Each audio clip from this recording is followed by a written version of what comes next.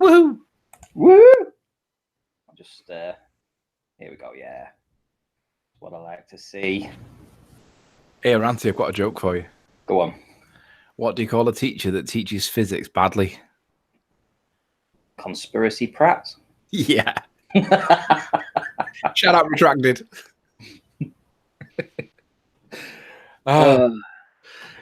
Right. Where do we start with this numpty? Oh, we've got so much stuff to go through. It's unbelievable. Well, I have anyway. You can start. Would you like to start? Yeah, I think we should start off chucking some tomatoes because, like, let's be honest, this guy's he's a physics teacher at school, right? And you'd expect him to get all these maths right. You'd expect him to be accurate, and you'd expect him to do that patronizing, condescending tone that I'm a teacher and you guys don't know what you're doing. But if he's going to do this kind of stuff, you've got to get it right, right? Right. He doesn't get it right, does he? He doesn't get it right. Right. Mistakes have been made. Let's not tell everybody too much, but he's fucked up. Indeed. So where do we start? Fire away. I'll go on silent for a hot moment. Well, I tell you what we'll do. I'm just trying to work out how to do this without actually sharing the link. I tell you what I'll do. I'll screen share my other screen, and then I'll just keep this one off it at all times.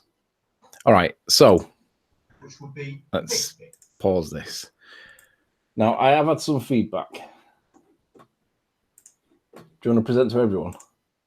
You are presenting, mate. Yeah, but make sure that so that when you speak, because just make sure it presents to everyone so that when you speak, it doesn't cut off.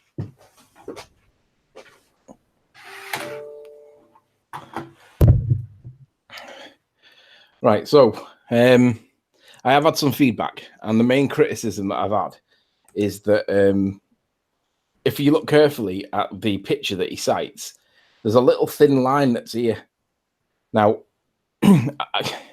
it's hard to know what he's actually referencing unless you realize what he's actually referencing based on his evidence. Because the claim on this video is that this mountain, this Mount St. Helens, the way he describes this work is all that this mountain is bigger than the mountain in the background, but he's referencing the whole height of it, and you can tell. I'll show you how you know you can. I'll show you how you know that he's referencing the whole height of it. But the claim is actually this line, this really thin line that's here, is what he's referencing, which he claims is the same height as this mountain in the background. This doesn't matter for the purposes of the maths that I demonstrated in my video. Check my channel out for the latest video on it. But what it does mean is that it shows that he is actually referencing the whole height of Mount St. Helens. Because when you go to his picture, notice that this lower part of the mountain is the same height, right? But in his picture, he doesn't show this relationship being the same height. So when we go to his picture, he shows, which would be there. When he puts his line in, so when I get the diagonal line there, he's clearly showing that the diagonal line shows that Mount Rainier is bigger in the background, but we know on the picture it's not. It's the same size. So that tells me that he's referencing the whole height, because if he was referencing the lower part, that would be the same size. So with this block bit here, this extra little bit on top proves that he's not actually referencing the lower height the way that other people have spotted. He's actually referencing the whole height of Mount St. Helens, because otherwise he'd have this identical, the same size, because that's the way it appears in the picture. Well, he says this multiple times in his actual video. He mentions it 3 times specifically, that this is the total height of St. Helens. Yeah, and he doesn't address once that he's addressing the lower height. So it's the fact that he doesn't say he's looking at the lower height. It's the fact that he does say he's looking at the whole height. And it's the fact that his picture doesn't support the claim that he's actually he's noticed the this green line. Now, to be honest, it's, for the purposes of what I did, mathematically speaking, it doesn't matter, because the green line doesn't make any difference to me. This is like, for me, it's a side point. But it does matter for his maths, because if he's based his maths on the green line, then you could argue that perhaps his maths is correct. But we know that it's not. We know that he's basing it on the whole height. Therefore, all of his maths is wrong. His maths is wrong. Now, if you're a physics teacher and you do all your maths wrong, how many marks do you get in the exam? None. Well, actually, I think you might get. Isn't this common? There might be something where you get half your marks from your working out. So if you make a minor mistake in the thing, But we're not making minor mistakes about the shape of the Earth. We're trying to be accurate to tell people the truth. And in this context, you're not going to get any marks. I'm sorry, sir, but you've made a fundamental error. It appears that you've referenced the whole height of Mount St. Helens. It appears that you haven't addressed the green line, which is what the original picture was. But it doesn't matter for the purposes of my maths. It only matters for the purposes of your own maths. But you're not getting any marks for this. You have made a major fundamental error, and you're not getting any marks. Sorry. That's the first point. Ranty, do you want to say anything? Well, yeah. I mean, it appears that he's not done any homework. I mean, you know, when I've been calling him a parrot, he should call himself conspiracy parrot, because essentially that's what he is. He just parrots the mainstream narrative. He doesn't do any of his own research. It appears that he doesn't do any logical thinking of his own. And this is pretty much referenced with the video that he put out, because it shows that he did absolutely no research about it whatsoever. He literally took this image that was presented to him as being proof, and he ran with it without fact checking anything. And that is the first fundamental error. I mean, this is the first video that he's had a go at trying to prove his model, and absolutely he's failed. Up till now, he's just done hit pieces and mocking videos and stuff like this. But this is his first attempt in trying to prove the ball Earth, and he's failed miserably. Yeah, Randy, just check that we've got your screen on display, because I think, I might be wrong, but I think we've got my screen on. I have stopped screen sharing, but I think you've just got my avatar. Right, okay. Well, just one sec. I'm just sorting something out. There we go. Right, so let's get rid of that. Get rid of that. Get back on here. And yeah, I mean, like I say, it looks to me as if he's just parroting the narrative. Yeah, he's definitely parroting the narrative. The guy's got zero ability to critically analyze anything that's on his side. He can't critically analyze anything that's on his side. I've said that twice for a reason, because that was the original criticism I gave of him when I first met him. And he's clearly not, he's not being legitimate. He's being deceptive, or he's just being a parrot for the official narrative. And you're right. Right, so let's get into this. Where are we at, Ranty? Let me see. I have a few different bits and bobs. Let's go to, let me know if I'm sharing this. Yeah, you are. Okay. It says, where are we? How do I give people a spanner? So this was his first ever live stream. Here's Conspiracy Catz. How do I give people a spanner?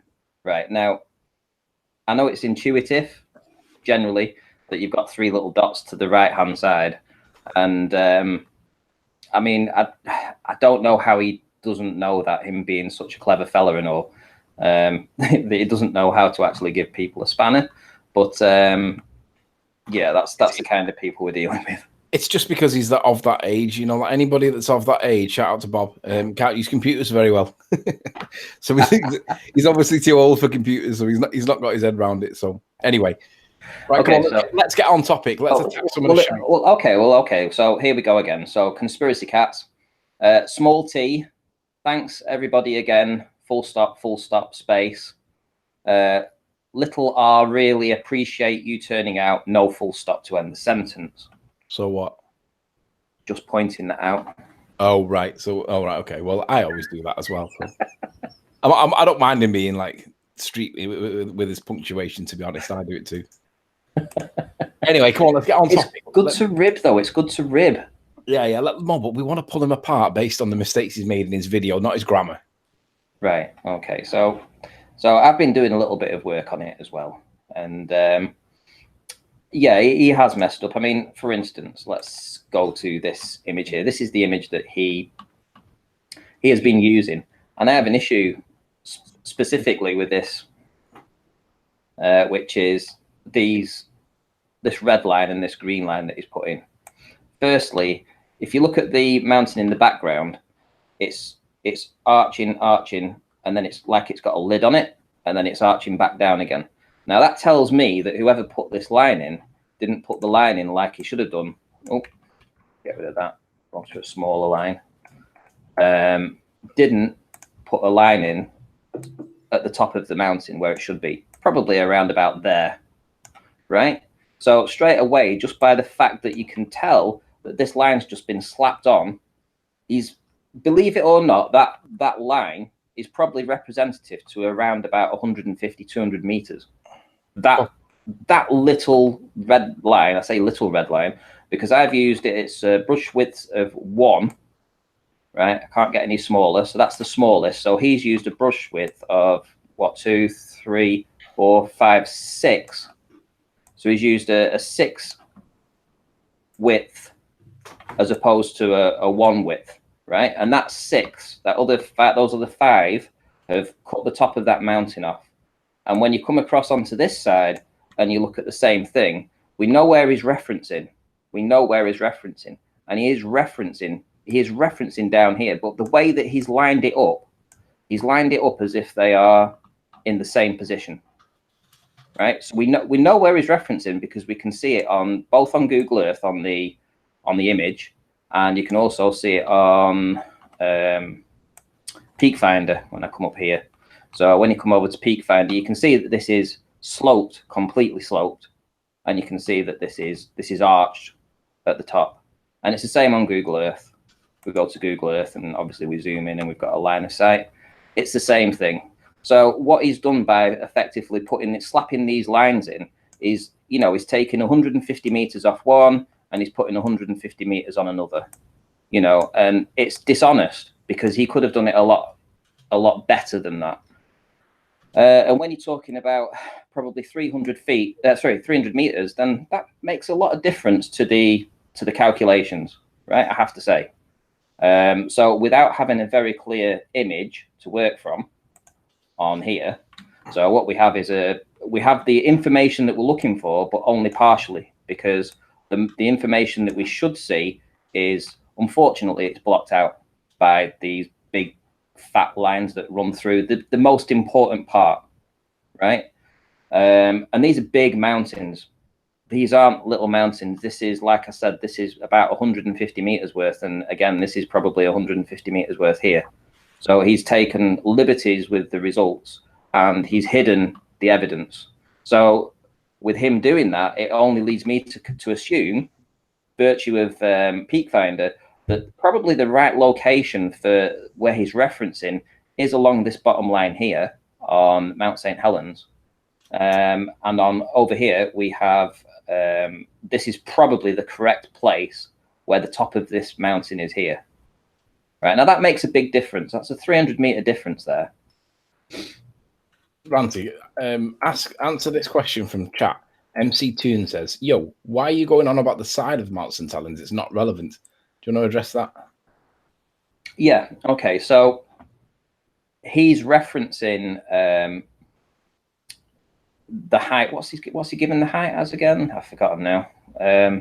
Anthony, help me out. Was it 1900 meters? 1982 was the full height, wasn't it? But he's okay.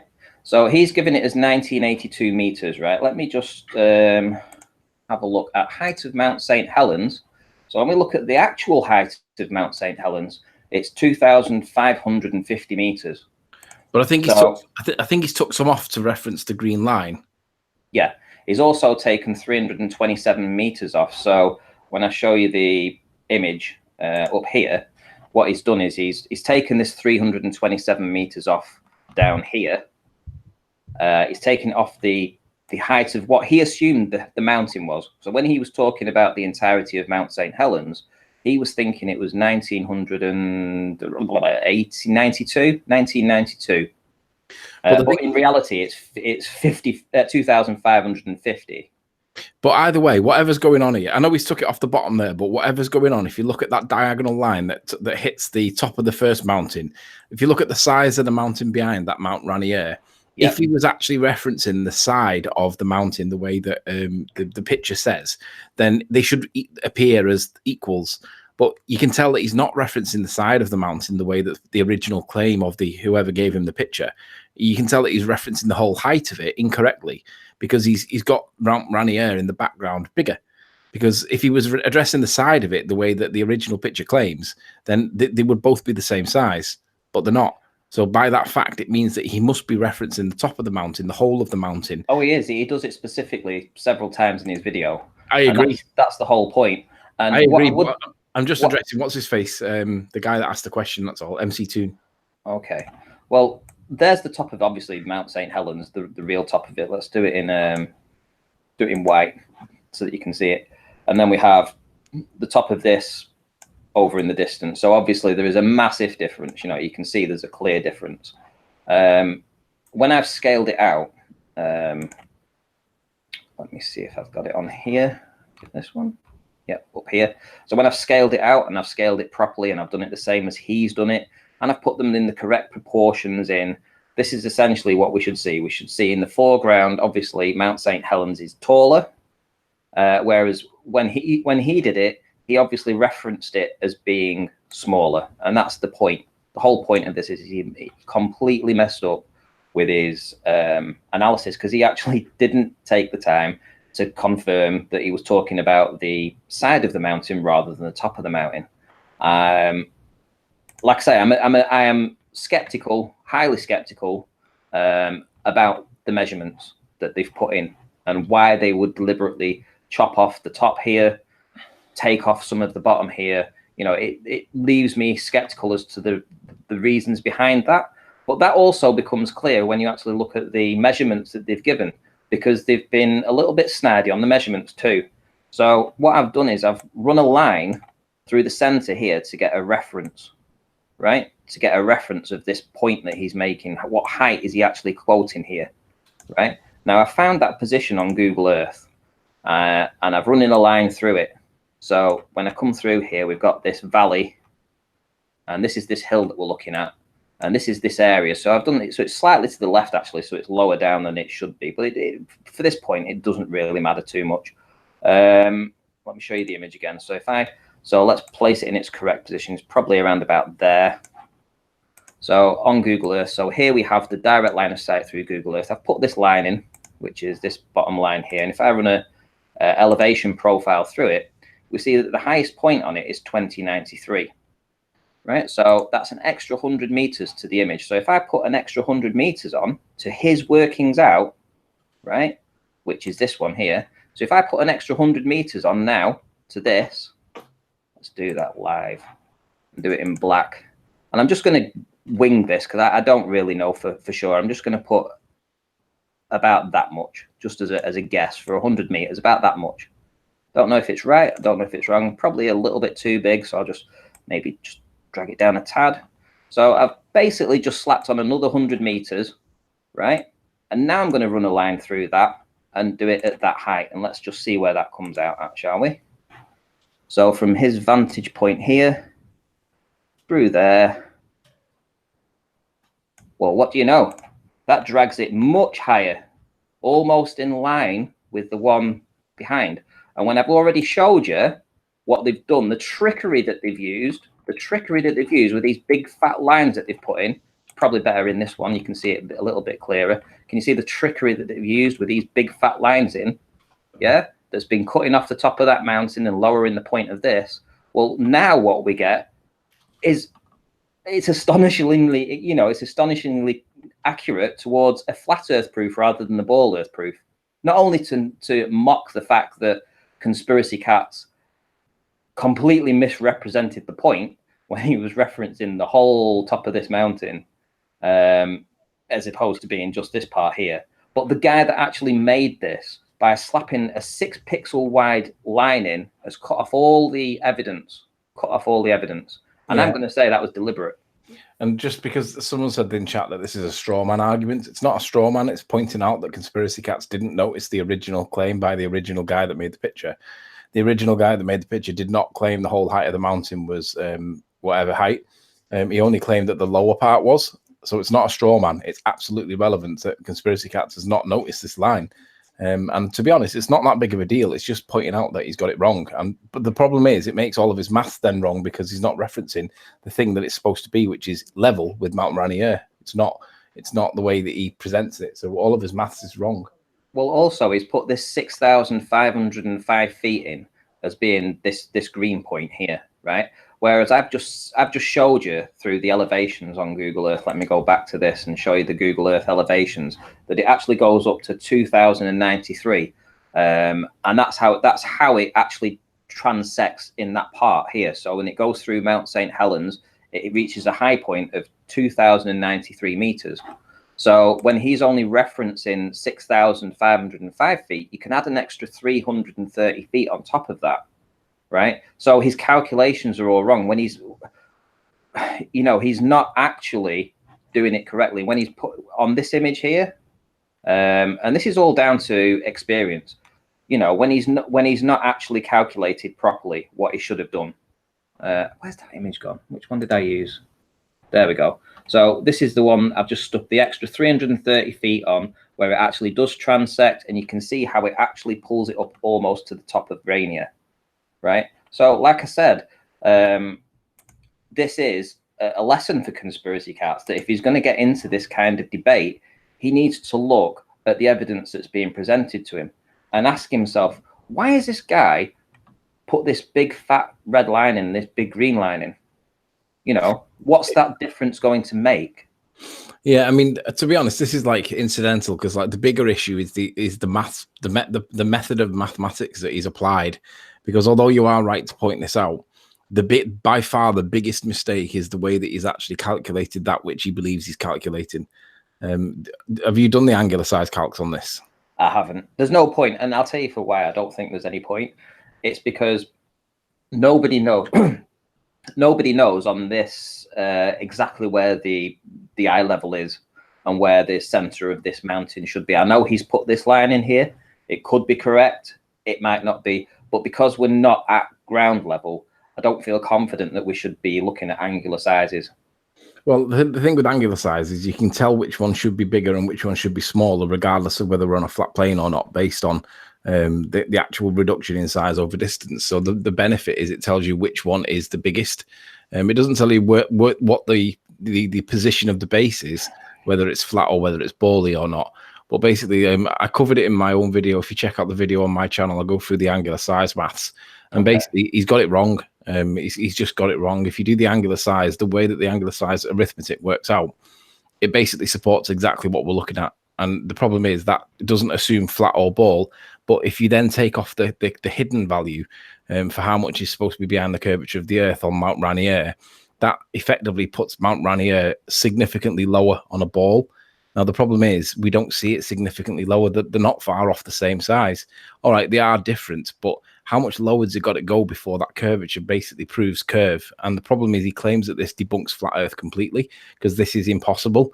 No, this is actually a flat Earth proof. It's an absolute flat Earth proof, because if you have angular size reduction over distance, but you also have the drop into the curve. Now, you can argue semantically over how much drop there should be that mountain drops into, but you can't get past the fact that the angular size reduction over distance is a thing, and it doesn't support his original claim that this is impossible on a ball. Sorry, it doesn't support his original claim that this is impossible on a flat plane, because regardless of curvature or flat plane, the angular size of Mount St. Helens is bigger than the angular size of Mount Rainier, and it's exactly the way it appears in the picture. So that in itself indicates that he's wrong. Now, if you then drop Mount Rainier into the hidden value because of the curvature of the Earth, it goes really bad, really, really quick for the ball Earth argument. So his original assertion is that this puts an end to it is complete and utter based on nonsense, because he's misread the original point. He hasn't taken into account perspective. He even said in his video that there's no counter argument to do with perspective, and I'm like, that just shows how ignorant you are. But the biggest problem is, Ranty, it's like, even though he's wrong on his video, right? Let's just say 10,000 people get to see his video, right? If only 1,000 people get to see our videos in response, he's got 10,000 people that now believe that this is impossible on a ball, on a flat plane, even though it's completely and utterly wrong. So it kind of encourages recklessness on his part, because it doesn't really matter whether he's wrong, so long as 10,000 people get the message that it's impossible on a flat Earth, even though it's wrong. That's still going to end up being more effective than our 1,000 people that we show, that realize that this guy's got his arithmetic wrong, and he's a science teacher. Well, let's just be completely honest and say it again and repeat this. Conspiracy Catz thought that this image that was sent to him, right, by a friend of his, or he found it on YouTube, I think, on Twitter, right? He thought that this reference point was the entire mountain. He thought 6505 was the whole of Mount St. Helens. That's right. And he, obviously the guy has put here side peak. So he's put the side peak in there in green, and he's used Mount Rainier in red to reference Mount Rainier. But Conspiracy Catz, through his entire video, was referencing the entire mountain, not just the side part, the entire part. Now, as a teacher, that is unforgivable. Secondly, he didn't even check the height of Mount St. Helens to verify that 6,505 feet is where he was referencing the whole total height of the mountain, because that wouldn't have come out the same. He would have instantly gone, hey, that doesn't match up. 2,550 meters isn't 6,505 feet. But he didn't even fact check his work. So, Conspiracy Catz, you've really got to try harder next time. You get an F for this attempt. An F. Anything you got to say, Anthony, before we round out? Just addressing this guy in chat that's having a dig with me with the triangles point. It's not even worth me addressing. Do anything that I want to say. He's a science teacher. He's got at least a degree in the discipline that he's teaching. I think to be honest, I might be wrong, but I think his degree was in biology, but nonetheless he's teaching physics. But the problem is, if he's going to go into schools teaching children this kind of nonsense, and he gets it wrong, which they're all getting wrong because none of them take into account perspective, and tell people, he's actually telling people in his video that there is no perspective argument as a counter. What's going on with the kids in school if he's telling people things like there is no perspective counter argument, when there actually is? The real mathematics is that things do get smaller over distance, but then they've got to drop it into the curve. If he's telling people that there's no such perspective argument in this video, it's fundamentally wrong. Oh, he's in the chat. Here we go. Baldy Cats. By the way, my video is uploading now. Thanks for falling for this. Falling for it. Oh, it was a trap. I see. So let me get this right. The fact that we've been messaging you all day, telling you that you effed up, you got it wrong, hasn't instigated you putting a video out very quickly today, because we have been speaking, well, not directly, but leaving messages for you, telling you that you screwed up. And now you're going to try and say that we fell for it like it was some kind of trap. Yeah. You complete Burke. Keep this stream up so I can download it. Yeah, don't worry, it'll be staying up. And make sure that in your response video, you explain why it is that you said that there was no perspective argument, and then basically you didn't do a perspective adjustment in mathematics. Why would you not do that? Because we do see things that do appear to get smaller as a function of distance. And I don't understand why you wouldn't allow for that in your mathematics, especially as a GCSE teacher. Because the maths has to match what we see, and we do see these mountains getting smaller. But you're telling people in your response, in your original video, that there's no perspective argument. You're obviously aware that there was a perspective point, because you've tried to negate it in your video. But I don't know why you would actually refuse to negate the perspective argument in the first place, because perspective is actually a thing when you are the observer. We don't view the world the way you displayed it, Conspiracy Catz. We view the world through the eyeball, through the camera lens. And we do see these mountains get smaller as a function of distance, and you haven't addressed that, and you negated it expressly.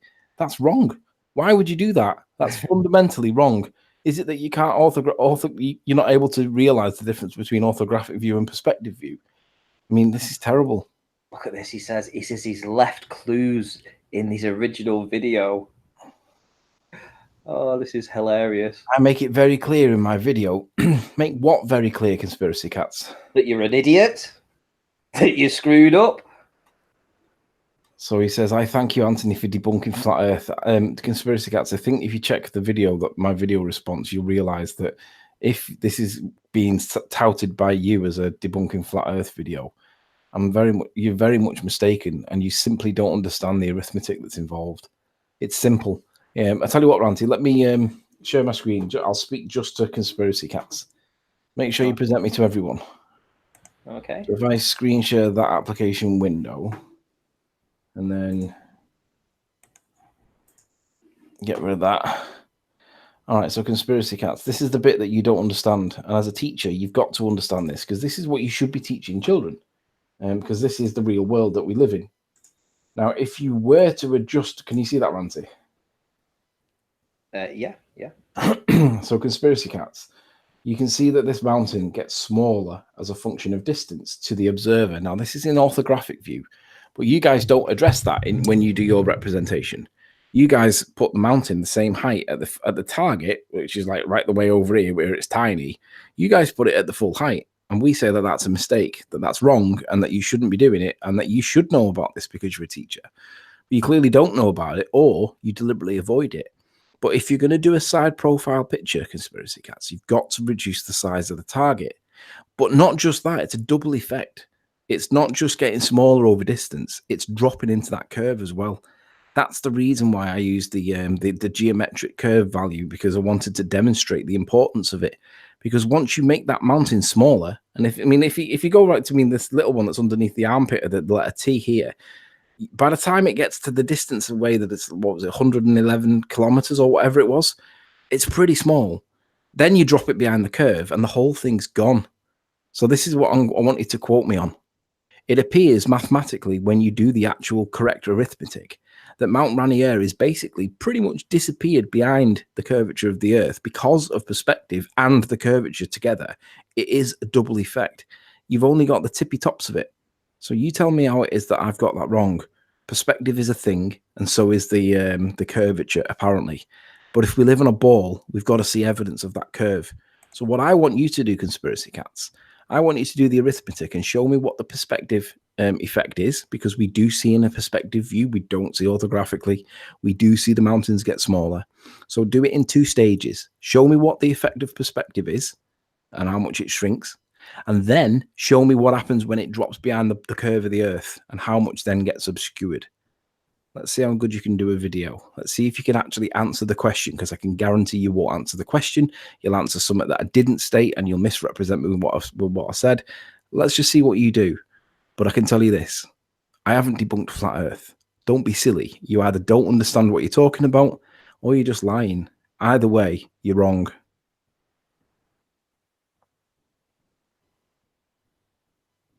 Are we still here? And we're still here. And so, with that, we have a fair few of his fellow trolls in here. So, guys with the wrench, you know what to do. You know, I mean, I don't stand for any of these troll nonsense on this channel. So, if they're in there causing a ruckus or you feel that they shouldn't be there, use your wrench. You've got a wrench. You know what to do. Slap them around, and that includes cats as well. No, it's not right to kick cats out whilst he's the subject of the argument, the disagreement, because it's right that he has a response. He should be able to respond. However, I've been really clear, conspiracy cats. You show us what the effect of the perspective is, because we do know that mountains get smaller. And then show us what the effect of the curvature is, because as I've got it on screen right now, there is a cumulative curve and there is perspective. It's a double effect. I want you to clearly identify both the effects that we see and show us how it works, like I'm showing it to you guys, because the angular size kills your perception, your claim. And make sure you do it promptly, because you need to address it. Correction video, because it is going to be a correction video. You've got it all wrong. Guys, this is great. I mean, just hang on. Let me. I want this to be. Can you pass Roxana a wrench? She needs she has one. She has one. Yay. Yeah, so fire away, guys. You know, I see what we've got in there. NZ Pure. He's one of those filthy Simon fake subs. Yeah, you know what to do, and you don't have to time him out. You know, get rid of him. Nah, don't get rid of them unless they're being horrible. No. Oh.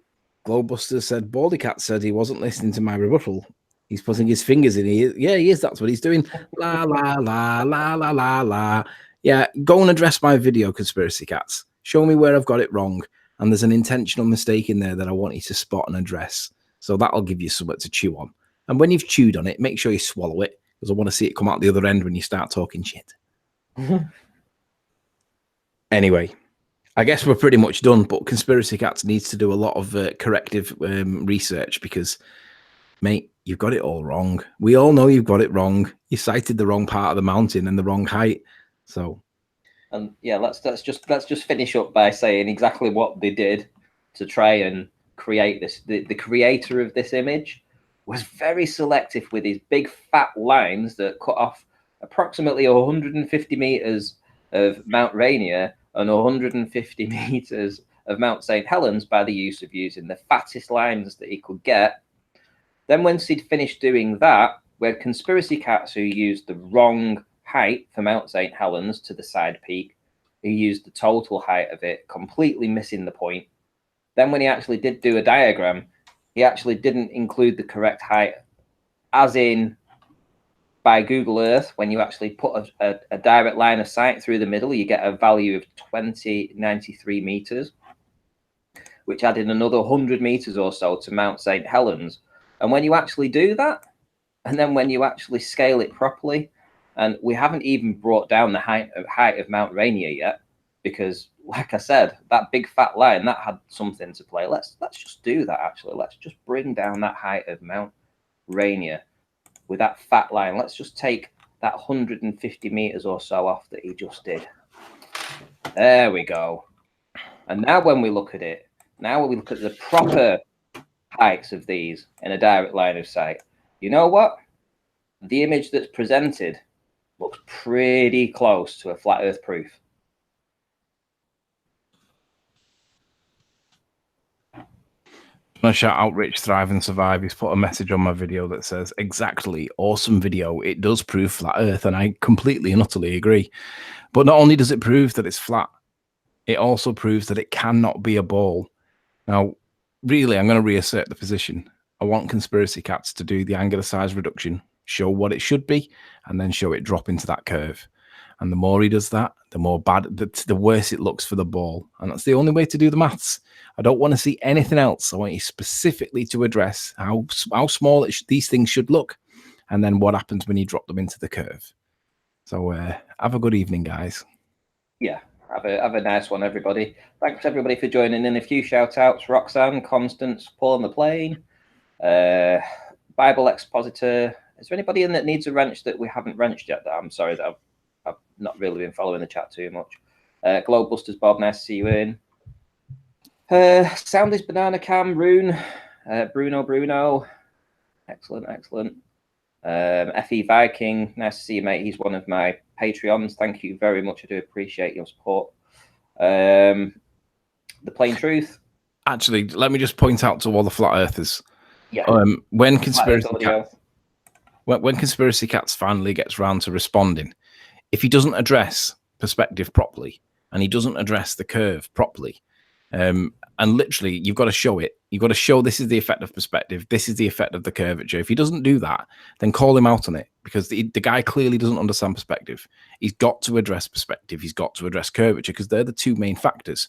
And that's before we even consider things like bendy light and all that kind of nonsense. But he won't, I can guarantee you, he will not address perspective and or curvature properly. And if he doesn't, make sure you call him out on it. I mean, I only got to know about this video earlier on today.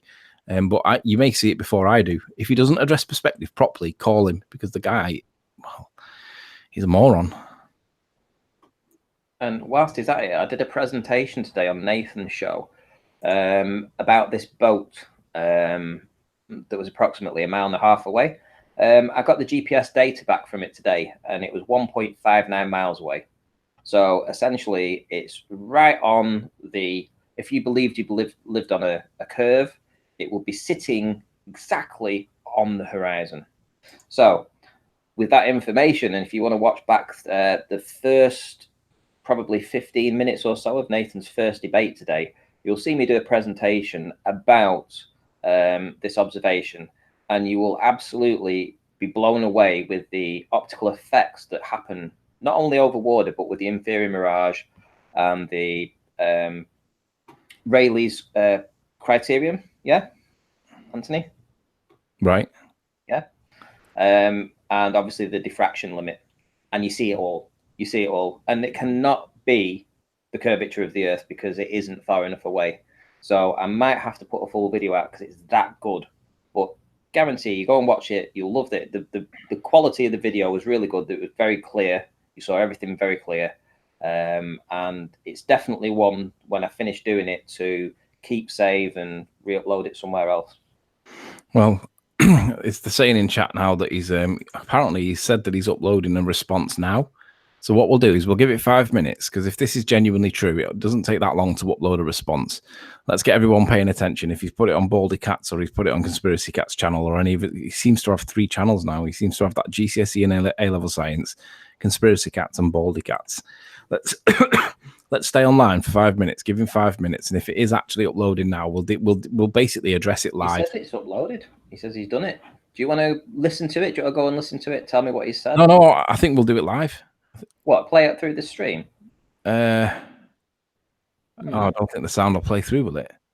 Well, maybe listen to what he's got to say and come back and give us a brief rundown. Well, let's find it first. I don't see it at the minute, so let's just find it first. Let's see if he's got it on Conspiracy Catz channel.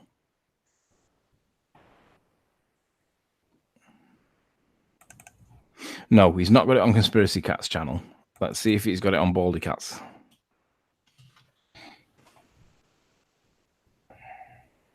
Because I want to find out what his point is. So, because whilst we're live, we might as well address it.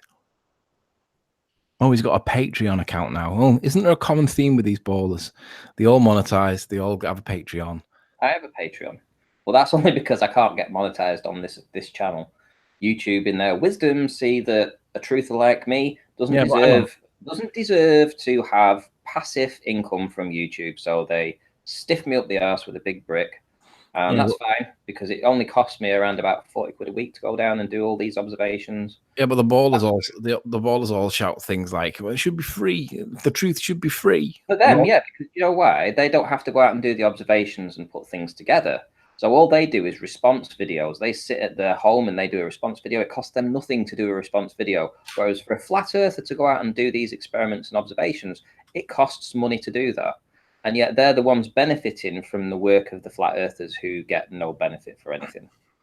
Yeah, that's the reason why FE Core won't release the fiber optic gyro results. Don't show stuff that they should show, because they haven't paid for it. And it's not that they should pay for it. It's just that they're not prepared. It's not whoever owns the gyroscope's not prepared to let it go for free. And I don't bloody blame him. I wouldn't want to spend 15 grand or 15,000 euros or whatever it was buying this big piece of equipment for them lot just to get the results for free. Why would I do that? Yeah, pay me 10 grand and you can have it, at least offset against the money that I've spent for it. But they shouldn't have it for free. I can't find all this evidence to prove that we live on a spinning ball. It seems to be very much hidden, if it even exists. I don't even think it exists, but... well, to be honest, if you're going to follow any kind of ball earther, you might as well just read a book. You literally read a book. What he's done is he's done his video, but it's 11 minutes, and he says flat earther falls for trap and admits the earth cannot be flat. Let's open up I can't open up transcript. This photo proves that the earth cannot be flat, but that doesn't stop this flat earther trying and failing hard to debunk it. How did he fall for this trap? And then he's got his Patreon link underneath. Shout out to the Patreon link. So it's 10 minutes long. If I listen to it on double speed, mind you, it'll all be dealt with in the first 3 minutes, I reckon. I don't know. We can't get the sound through, can we? Because we're not mega like Nathan. Well, why don't you just go and listen to it, and I'll show these guys this video that. All right. I'll rejoin in a sec. Okay.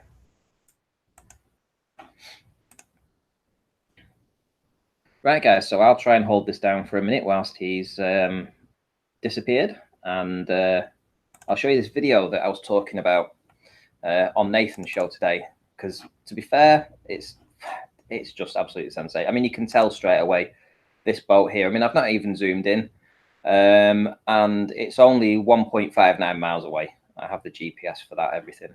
I got in touch with 2 places. One was the owner of the company that owns it, and also another shipping company that was able to give me the GPS of it at this time anyway.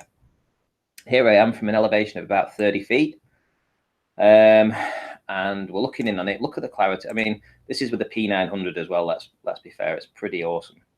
And we have these tires on this boat, and they're incrementally going down, down, down, down, and they actually touch the water line about here.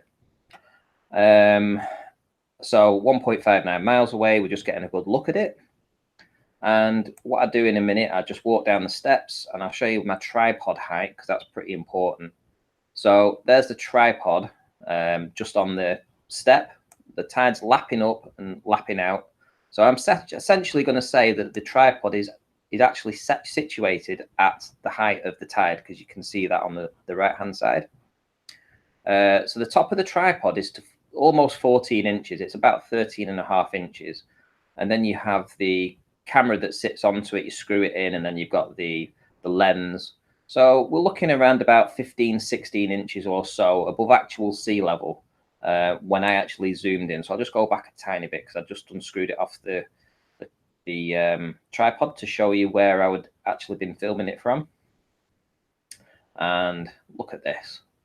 Look at this. Now, there is no problems with curvature at this distance. The height of above sea level, I should be seeing all of that boat. That nice brown part at the back here that we see of the hull. If I go back to the start of the video and show you at the top, there we go. This brown bit, I should have a direct line of sight to that, because there's no curvature at 1.59 miles away. Elevation of the tripod and camera is about 15, 16 inches. It's above, or just essentially on, where, if you believe in the ball, the horizon would be. So there's no problem with curvature. So what's causing the blockage? What's causing this Rayleigh's criterion happening here, this narrow angle? Can you see the inferior mirage that's going on here? And it is this inferior mirage that we're seeing is, you know, whatever's causing it, whatever's the cause of it, is blocking out that brown part of the boat here. So we can't see it. And we know it's not Earth curve. So in the past, when they were saying that this is the true horizon up here, and this is where the curvature starts, and this boat is now behind Earth curve, that's such a horse manure, because there is no way in a million years that there's Earth curve at this distance. Look how flat the water was on this day. And bearing in mind that the horizon shouldn't even be there at this point anyway, you know, we've just got a direct line of sight of it. And yet, look at the inferior mirage. It is blocking out the bottom of the boat. Absolutely crystal clear. It's not the first time I've referenced it this year. I've referenced it probably, what, on at least half a dozen other occasions where I've been able to show definitive proof that the inferior mirage is hiding the bottom of stuff, whether it be distant buildings, distant mountain ranges, boats, you name it. And it's a consistent theme. When you're looking across water, when you get into a narrow angle, you always get that inferior mirage. And it would appear that these repeated observations are bearing fruit, because now we know that we should see that boat. We should see this part of the hull. We should see the brown here, and we're not seeing it.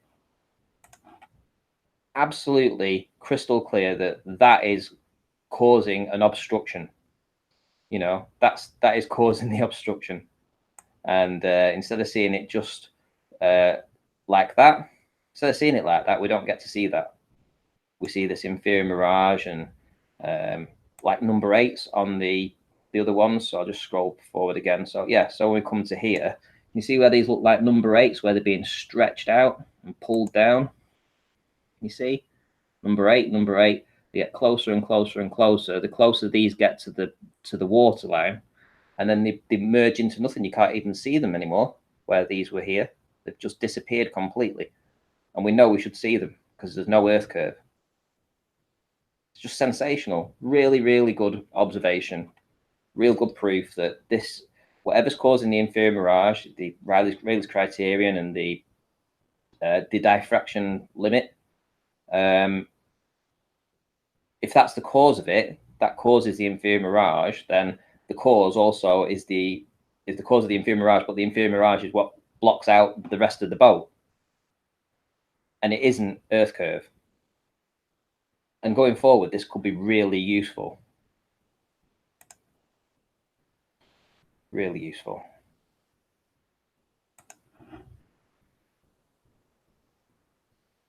So who else have we got in? Nathan, you've showed up. Nice to see you, mate. Constance Bruns, nice to see you in. Mig FE. It's a reflection. Clearly flat Earth. It's a reflection. Well, what I'm trying to say, yeah, it's a reflection, but there's also a reflection at the start of the video. So when I zoom into the boat from a high elevation and I zoom in, you actually see a reflection in the water. Now that's a reflection, right? That is a reflection, right? But whatever's causing this isn't a reflection. It's an inferior mirage, and it's not caused by Earth curve, and it's not happening in the water. It's happening above the water because there's no curvature between myself and this boat. This boat, if you believe in the ball, it still hasn't reached the horizon yet. So I have a direct line of sight to it. So it's not Earth curve. So I should be seeing the back of the boat, and I'm not.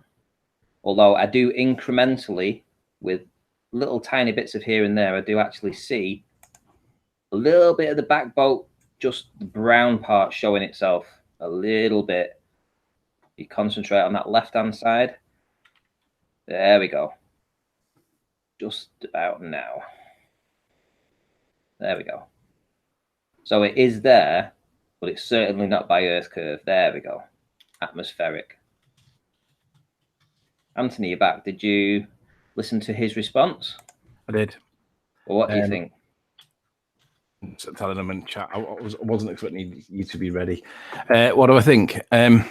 He's claiming that there was a trap, right? And he's implying or telling people that I fell right into the trap, but I was well aware that it was unclear what he was referencing.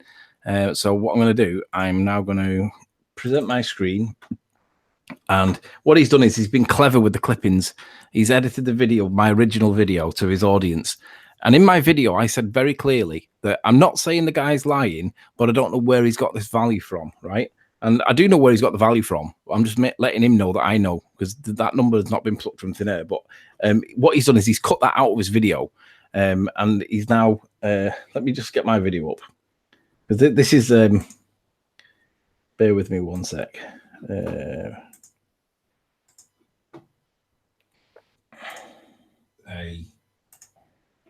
So basically, in my video, this is what I show. And what I say is when he gets the diagonal line on, I say that because, I don't know whether I actually show it with the diagonal line on. So let me just get this right, because I listened to his video 3 times today.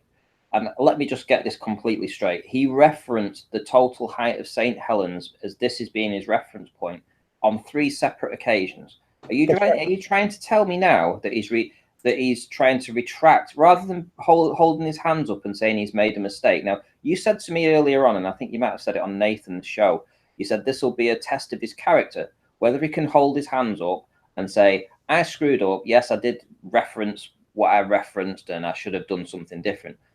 So you telling me that he's actually saying that now it was a trap and he hasn't actually messed up? Yeah, that's what he's claiming, right? And this is why... That is bullshit. Yeah, this is why it's a lie, right? This is how this is an intentional deceit, right? Because you can see on his drawing, right? I know that he's now you know. Well, now you know the level of the character that you're playing with, the type of person that you're dealing with. This is the type of glober that happens and comes along every now and then, and this is exactly what they do. Yeah. So Bob's saying in chat, have I seen his response? Bobby, this is literally what we're going to go through now. In his video, right, in his response video to me, he claims that when he shows this picture, he claims that it was an intentional ambiguity. And I agree, it was an ambiguous statement, because it wasn't clear whether he was referencing this green line or whether he was referencing the top line, because he says numerous times that he's referring to the whole height. By doing that, it means that you're not referring to the green line. Now, he never says green line once in his video, right? So if it's a trap, it's actually sneaky, because he says that he's referring to the total height, right? 3 times. So he's claiming that this is a trap. And what he's saying is that he's actually referring to the green line, but he's being sneaky with how he's worded it. Now, if he was... He's never done that before in the past on any of his other videos. Why Well, now would he suddenly say this? Because bullshit. He's been caught out. Because what the problem is if he was referencing this green line, then what he would do in his animation, in his picture, he would show that Mount Rainier was the same size of it in the background when he puts his diagonal line on. So what this should depict is that Mount Rainier should be the same size of it, and that would be the 4064. But he hasn't. He's got this extra bit on top. Now, what that means is that when you go back to this, the picture, because you got this extra bit on, let's go back to the picture. For some reason, every time, right, it means that because he must be referencing this bit, and he says that he's referencing this bit, because if he was actually referencing this bit, it would have to be even, but he's got extra height on the back there on his diagram that makes no sense if he's actually secretly referencing this, but he's not secretly referencing this. He literally says in the video that he's referencing the height of the Mount St. Helens mountain, but it's a bit weird actually, because he is sneaky with it, and I noticed this. But because of that diagram that he puts on there with the diagonal line, because of that block that he's got there, that tells me that he can't be referencing the line, because if he was referencing the line, that would be on the same size, and he doesn't do that. That's not what he's showing on screen. So he can't be referencing this line. It couldn't have been a trap, and I haven't fallen into any trap. But the thing is, he's got 10,000 people that over the next 3 weeks or so that'll watch that all think that I've fallen into a trap. And he won't be honest enough to admit that if he was setting a trap, this wouldn't exist on the diagram, because this has to be online. I had no confidence in him anyway, after the way he's misrepresented the work I've done, deliberately hiding the inferior mirage and the compression to just show an image of the boat, going into the diffraction limit and getting the inferior mirage and disappearing, rather than referencing the entirety of the work that went into those videos and the work that's come out of it. He simply parroted the narrative, and this is what he's doing. And he will never, ever, ever accept that he's screwed up, ever, because this is a mantra with all Globers. They never, ever admit when they've been caught in a trap. You should know this. Yeah. So Whispergate. Yeah. Yeah, what we're going to do, we're going to look at the wording that he uses, because we can't play the sound through because we're not as posh as Nathan. So we'll have to rely on the transcript. But because he's got nobody else speaking in the background, it's going to be pretty accurate. And he does speak relatively well. He doesn't have a strong accent, so it should come up. It should be okay. But he says here, look, he says, so let's take a look. So what do we see here? Well, we see Mount Rainier, which is over twice as big as Mount St. Helens. Right, he doesn't say the green line. He says Mount St. Helens. So by implication, he's talking about the whole of Mount St. Helens. I think we can all agree with that. Twice as big as Mount St. Helens, being dwarfed by Mount St. Helens, totally impossible on a flat Earth. I'm going to prove that using a bit of maths, we'll have a refresh on trigonometry. Then I'm going to sell out.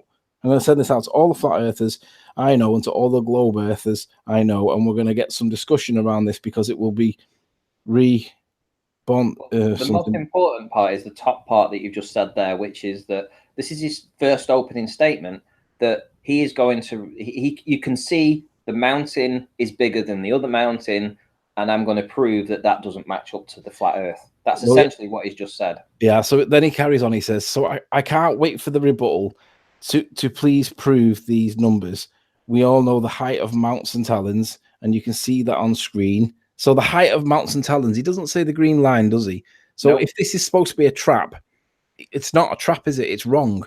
Because what he would do there is he would be ambiguous, right? He's not ambiguous. He's stating that this is the height of Mount St. Helens. That's factual. That's a statement of fact that's wrong. So that's not being ambiguous. It's not setting a trap. It's not being vague. It's being wrong. So if you're claiming to your viewers, Conspiracy Catz, that you've set a trap, I'm going to call you a liar. You haven't set a trap at all. You've said twice now that it's the height of Mount St. Helens, not the height of the green line, as it says on the video. Let's just see if there's any more references. We know the height of Mount Rainier. There are we know the distance to St. Helens, and you can see the distance to Macarena. That must be Mount Rainier. Also, that is our starting point. That's to be a shadow of doubt. Impossible on Earth, Mount Rainier. There we go. It's impossible on a flat Earth for Mount Rainier to look smaller than Mount St. Helens at those distances. There you go. Bang, that's it. That's literally it. So he's claiming that this was a trap. Now, if it was a trap, he wouldn't word it like that. He would literally say, well, it can't be a trap because how could you make it into a trap without lying, without getting a false statement of fact? Now, 3 times he's called it the height of Mount St. Helens. So either way, it's, how are you going to argue that this was actually a trap? I'm calling you out, Conspiracy Catz. This was not a trap. You are deceiving your audience by trying to pretend that this was an intentional mistake, and it wasn't. You've just been caught out because you've accepted on face value the information that you were given, but you've misread the information because you've missed that it's a green line that the bloke's referencing. That's all right. It's not that big of a deal. But what is a big deal is that you now, instead of admitting that you've made a mistake, you're doubling down on it and trying to pretend that I've made a mistake here and fell into a trap. No, I haven't. I knew that green line was contentious, right? And that's why I deliberately put in the video that I'm not saying that you're lying, because that was the tip of the cap to you that I'd noticed it, right? But you've edited that out, haven't you? You didn't put that whole line in. You stopped it at that point, which makes it sound like it was an accidental mistake. But that's just clever clipping. I was aware that you may or may not be referencing the green line, and I was aware that you hadn't mentioned the green line. And if I do a search in here now, and I do Control and F, and then type in the word green, let's see whether he mentions. So the word green doesn't appear in the transcript anywhere, and that's because you don't say it. So at no point have you mentioned the green line, and you've mentioned the height of Mount St. Helens 3 times. That's not a trap. That's a false statement of fact. A trap would be being evasive or like ambiguous to the description, and you haven't done that. You've literally said that's the height of Mount St. Helens.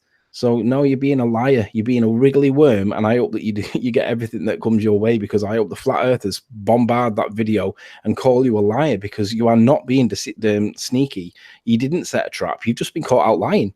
You just hold your hands up. It's easy, isn't it? You know, you hold your hands up. If you've got it wrong, you admit it. It's not the end of the day, you know. But because his channel is so, he's building his reputation on being completely right on everything. If you look at the way he's actually doing stuff and going forward on it, he literally mocks the flat earth, and then he brings out his little whiteboard and he uses some trigonometry, and you can tell that he's taking his time to try and selectively edit a lot of stuff so that it can make it look like it's exactly what he's portraying it to be, even when it's bullshit. And he's, you know, like what he does with Dell, for instance, right?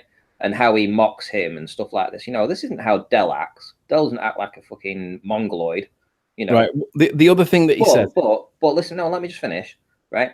So what he does is, he's, rather than holding his hands up, he's trying to keep the narrative going that he's one step ahead all the time, rather than just throwing his hands up and being honest.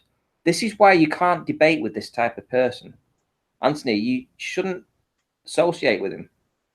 Well, the thing is, he's deceiving people, right? So the other point he makes, like, I'm going to address this because I want to do this while I've got it in my head. If I don't do it and we end up forgetting about it, he'll just say that you didn't pick up on the other point. So what I'm going to demonstrate now is the second point that he makes in his video.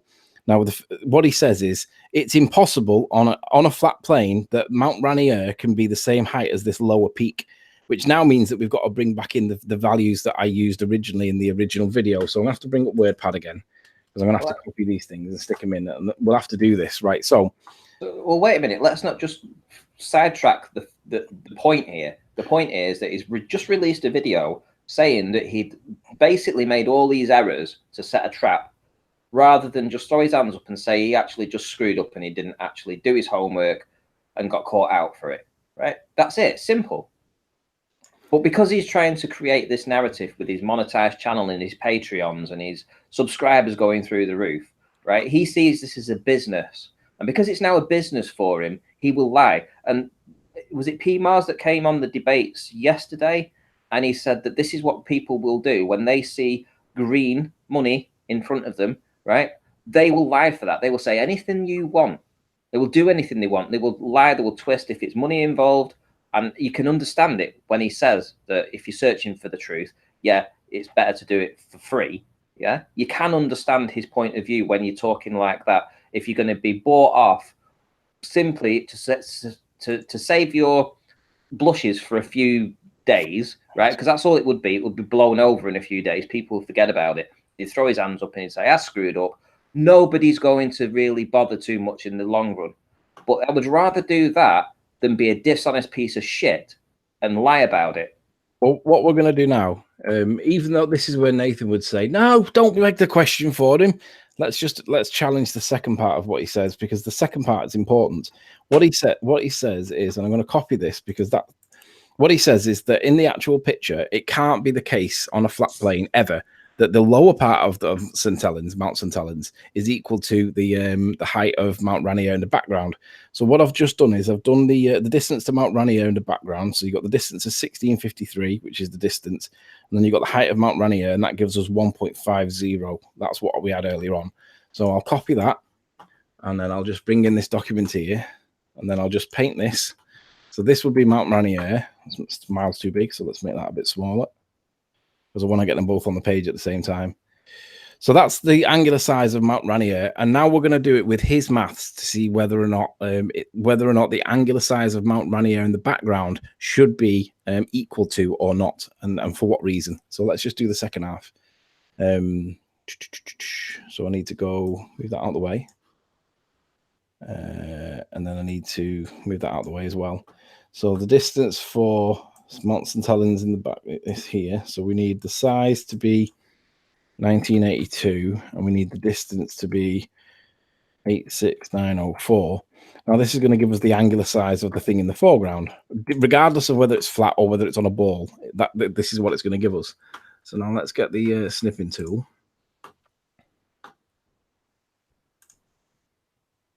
This is to the foreground. So this is to the bigger Mount St. Helens, yeah? This is one in the foreground, the nearest one. Mount St. Helens. Yeah, I just lost my snipping tool. Hang on.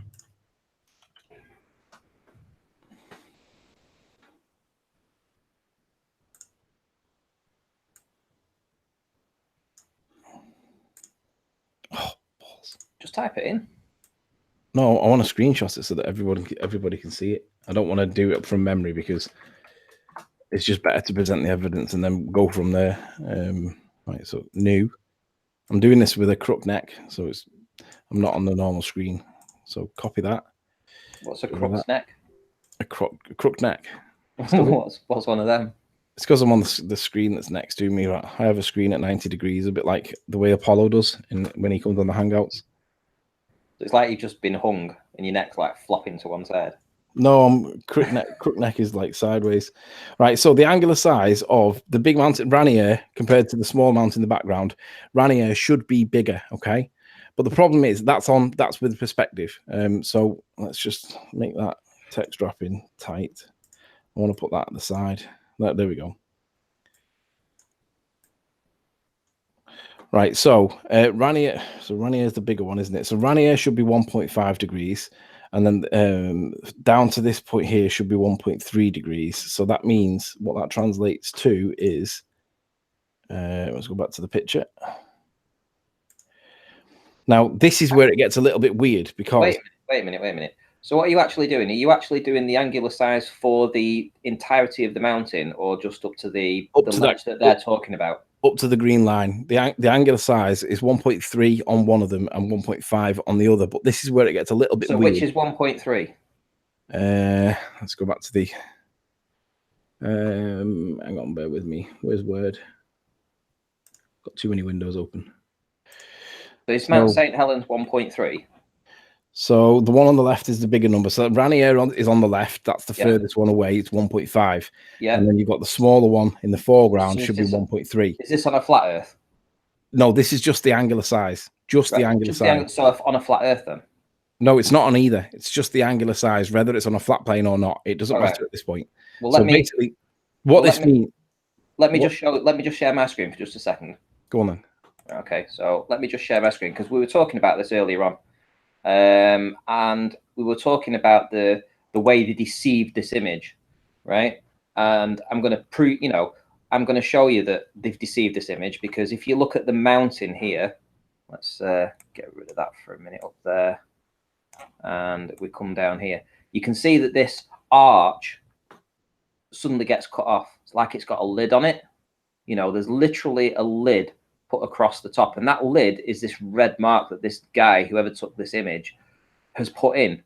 And if you see the height of the thickness of the line that he's used, it's actually 6 pixels. So if I start with a 1-inch pixel, 1, that's 2, 3, 4, 5, 6. It's actually more 7. In fact, it actually somewhat goes into an 8th there. So 8 pixels, whereas I've put a 1 pixel line in there. Yeah. Now look at what's happened. He's cut off the top of the mountain there, right? So when you actually apply and think to yourself, well, you're talking about a globe here. Now we're just seeing Conspiracy Catz lie through his back teeth. Yeah. And we also have this green line here that now conveniently is over on this side of the mountain. Well, I tell you what, I'm going to say that this is probably more accurate, that this line here that we've put in is the more accurate one for where the this mountain range is. And I'm going to say that this line at the top here is more accurate for where the actual top of this hill is, right? And then when you apply those angular sizes, and you said that was what, 1.3 and to 1.5? So we do it on text and we go 1.3, 1.3, and then 1.5. Well, now it makes sense. Yeah. Now when you look at it and you say, okay, well, that makes sense. Yeah. That's now more accurate with the flat, and that's how it should be. That's the angular size. That's where it should be. Right? None of this bullshit that it's level with each other. But you can see how they've deceived it. They've cut the top of this mountain off. You can absolutely see it in this image, crystal clear. Yeah, I agree. But the other issue is, this is where, because it's narrowed the angle out in terms of, like, it gives him an element of wiggle room, it then becomes important to validate the claim. And he's only got one picture from an Instagram or a Twitter account or whatever it was he got it from. And we have no evidence where the picture was actually taken from. We don't know what height it was. We know what the claim is, but we don't, again, it's like Miles Davis. We can't validate that this was actually taken at the height that is claimed. So again, it's just a case of, well, because you guys can't prove your claim, what are we meant to do with this? Even if we accept that the value, the numbers there, the lines are in the wrong place, and that affects the angle. And because it's closed down the angle now and he's made it like within 0.2 of a degree, that makes it kind of a lot closer to the argument if we accept that he wasn't actually lying in the first place and it was actually a trap. But it wasn't. He wasn't doing that in the first place. But there is a valid point there in what he says. Because the Mount Rainier should be bigger than the thing in the foreground. But again, this comes back to, again, like I say, this is really important. You guys can't prove where the camera was, like, actually positioned when he took it. You can't prove the height that he's actually at. You've just got a picture with a claim. Well, that's okay if you, like, you know, if you accept not being able to prove stuff, you know, the word of man, as it were. But it's not okay if you want to prove the height, because this whole point that the secondary point that you've made is subject to proving where you actually were, and you haven't got that evidence. You've got a claim, but you haven't got any evidence to prove that it's true.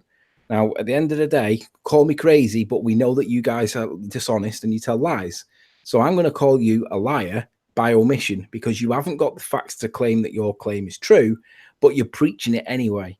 Now, we don't know whether it is or not. You don't know whether it is or not, and you shouldn't be preaching it unless you know it's true, unless you can prove it with evidence. And you can't prove it because you haven't got the evidence to prove the point that you claim, that the height was whatever it was. So based on what you've presented, you've got to prove what the elevation of that picture was taken at was. Oh, yeah, absolutely. I mean, if you look at the video that I showed before, there's a reason why, like on this video here, there's a reason why after I've actually... Well, at the start of the video, there's a reason why I pan around and I show people where I am, right? I literally do a panoramic and I show you the sign saying anchor zone with the number of the number on. And there's a reason why I do this. And there's a reason why when I've finished going down there and I've gone down to the bottom of the steps, there's a reason why I turn the camera to the side, as you'll see in a minute. Right, so there's me tilting the camera to the side. That's so that I can unscrew it from the tripod. And then there's a reason why that I actually show you the tripod in relation to the water. Let's be honest. This is what you do as a flat earther. This is how it's conducted, because we've been through the ringer. We've been scrutinized. We have had this thrown at us. Well, from the minute I started flat earth doing this kind of stuff, I learned very quickly that this is a standard of evidence that we need to produce. We need to show where we are. We need to tell them the times. We need to tell them, show them literally in the entire clip where we are, so there can be no ambiguity with it, right? This is what we demand for the Globers now, because what they are doing, like you've just said, is they're throwing an image like this up. They're throwing this image up with no data, no GPS. There's obviously some wording on it, but where's the proof? Exactly. It could be taken from that spot, and I'm not going to say that it isn't taken from that spot, right? Well, but what I will say is that there's no proof of where it was taken from. Correct. So basically, assertions without evidence are dismissed without evidence, applying Hitchens' razor. Now, at the end of the day, the bottom line is this. If you think that Conspiracy Catz had intentionally set a trap there by quoting 3 times the height of Mount St. Helens, this secondary point is irrelevant. But if you think, if you think that he was being deceitful, the secondary point is irrelevant. If you think that it was a trap, then yeah, there's an element of that of truth to what he says, but he can't prove his claim. Now, if it was me, they would dismiss what I say because I can't prove it. So it's the same for him. He can't prove the height that was taken at, and there is no evidence. And if he has got it, he should have released it at the first time. So this one picture doesn't actually prove anything because it doesn't prove where it was taken from. Yeah, it might be claimed, but it doesn't mean it's been proved. And it gets back into the Miles Davis territory because we can't prove he was where he says he was. We can't prove the height. And everybody thinks that Miles is being sneaky in some way, more than one, it would appear. So the bottom line is that even if it was a trap, which it wasn't, but even if it was a trap, you can't prove your assertion is true because you can't prove where the camera was when the picture was actually taken, because we don't know that camera wasn't somewhere lower. I mean, it could have been lower. You can't prove it. It's an assertion without evidence. Yeah, and I just want to go and say again that there's no way that Conspiracy Catz would have deliberately set out to do a trap on his channel, because that isn't what his channel's about. If you look at all his videos, he's done what, about 30 videos now? There isn't a single thread where he's actually made some kind of trap or anything like that. And this was literally his first screw up, and it was up to his integrity then how he proceeded. Did he own up and man up and say he made a mistake, or did he try and wriggle out of it and crawl just like the rest of the ballers under the next rock that they can find? Because that's just the way it seems that's happened. I'm going to make a prediction here. I'm going to predict that there's going to be a sleight of hand. You watch, in the next 24 hours, 48 hours, there's going to be a distraction from somebody like Sean Hufford, where he's going to bring up the Geo Whisperer thing and basically create a distraction so that we take our eyes off the scent with this and literally forget about this Conspiracy Catz lie and start. Baldy Cat, he says he can prove the elevation. Can you? Were you there? Did you take the image? Were you there physically? Do you have a video of it? If you could prove the height, the elevation, why didn't you put that evidence in your video? Because that's the point. Were you actually there firsthand? Did you take the image? Did you look through the camera and snap it? Baldy Catz, yeah, go on. We want to. Well, hang on. No, do we want to know how you can prove the elevation? No, we want to see the proof, right? We don't want to know how you prove it. We want to see the proof that you do prove it. There is a difference. Pete Shea, I won't be offended if you remove the wrench. Okay. Pete Shea doesn't deserve a wrench. Well, he wouldn't have said it if he didn't want to be a wrench. Tim can get blocked as well. Hide user on this channel. Bye, Tim. You don't belong in here. Go away. Yeah, so let's see what he says. Let's see what Baldy Catz says is the explanation for how he knows the height. And to be honest, it's not even good enough. You have to prove it. The man who took it lives next door to the mountain. He can stream it anytime. Excellent. That's not proving his elevation. That doesn't prove his elevation. So what you need to do, Baldy Catz, is understand what evidence and proof is. Evidence and proof is proving the point that you make. Go away, get the proof that picture, or repeat that picture from the same elevation point, but prove that what your elevation actually is. So should we be arseholes and tell them that they need to get altimeters and stuff like that to measure the air pressure and all that? Yeah, we need to know the air temperature. The air temperature of the top of the mountains, both mountains, not just the first mountain. Yeah. Because there'll be different elevations, different temperatures. We need to know the elevation at the bottom of those mountains too. We need to know the wind. We need to know the humidity. What else do we need to know, Anthony?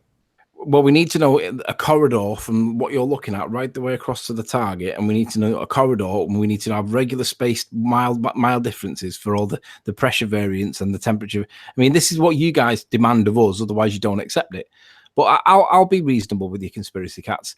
Just get the guy to take a video and do a 360 so we can see how far, and find something that he's close to, and then prove it, because that way we can have an idea of where he actually is. But without evidence of that, your second claim, even you can't, it means nothing without proving his height.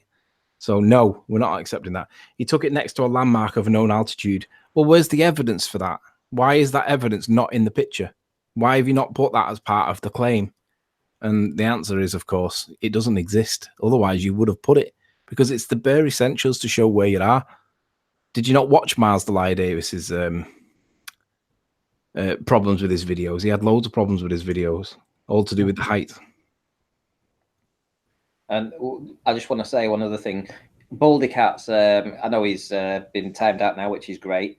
Just keep timing that motherfucker out. Don't really need his words in here. But you were challenged when we were actually speaking to you, or when I was actually speaking to you, to look into some of the, the observations that I did of Barrowing Furnace.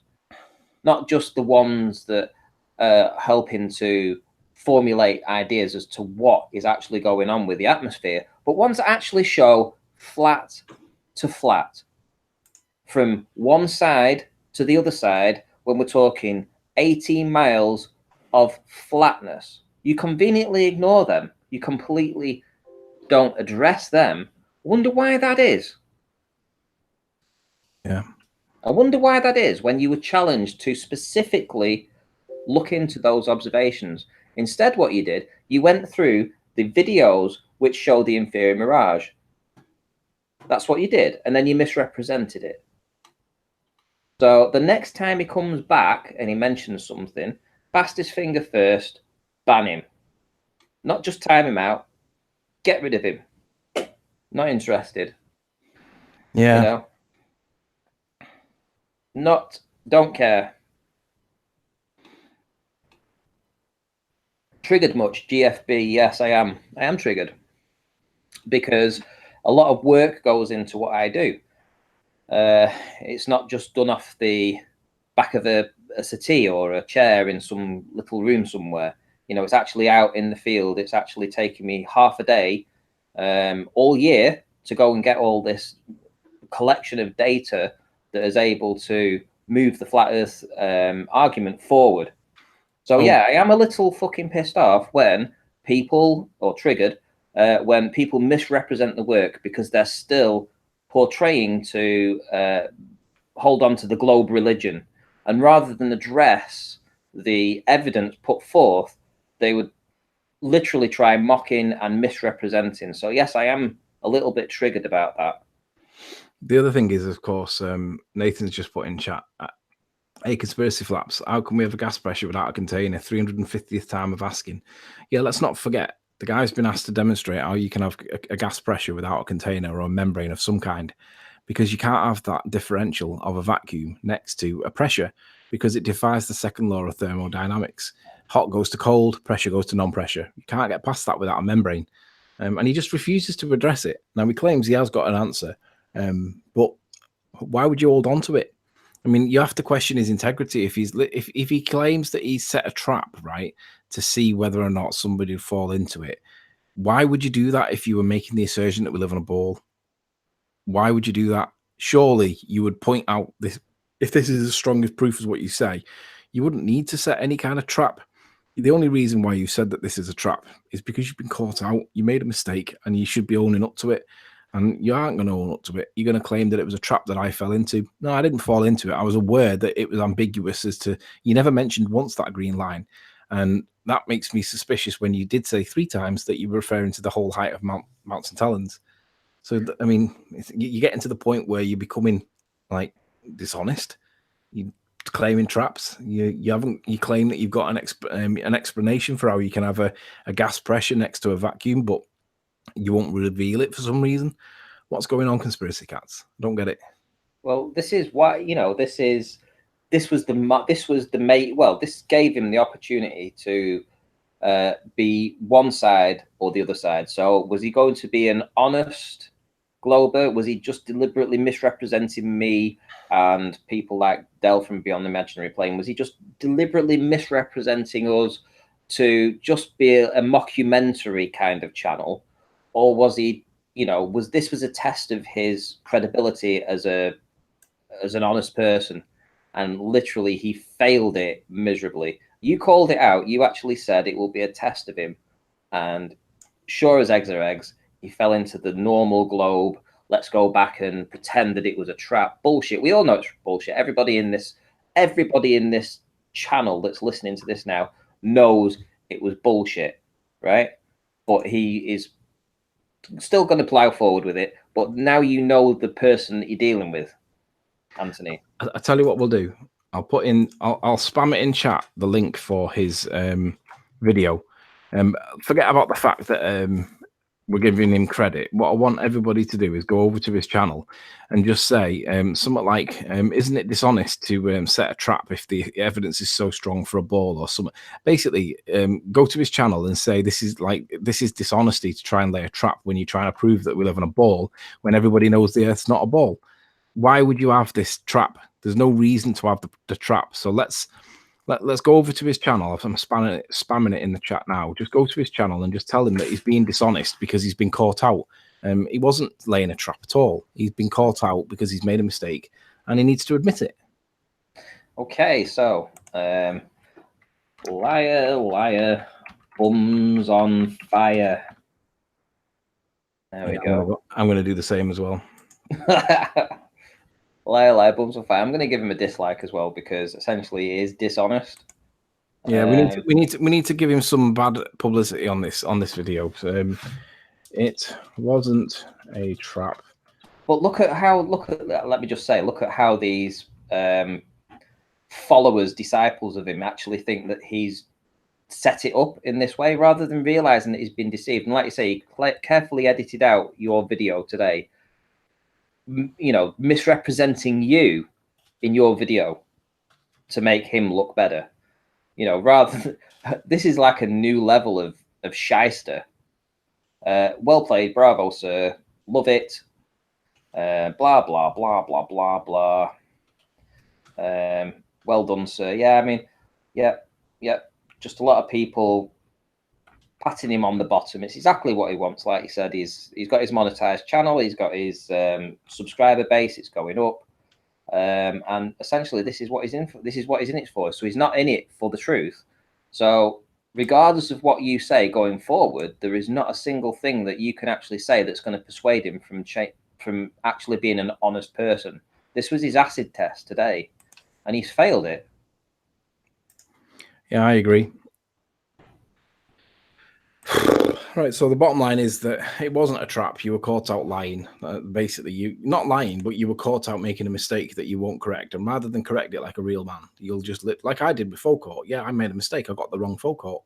But, I mean, let's be honest. I didn't think there'd be two blokes with the same name in the same city about the same time in existence together at the same time. It's bizarre. But when one of them was described as a philosopher, the other one was a physicist.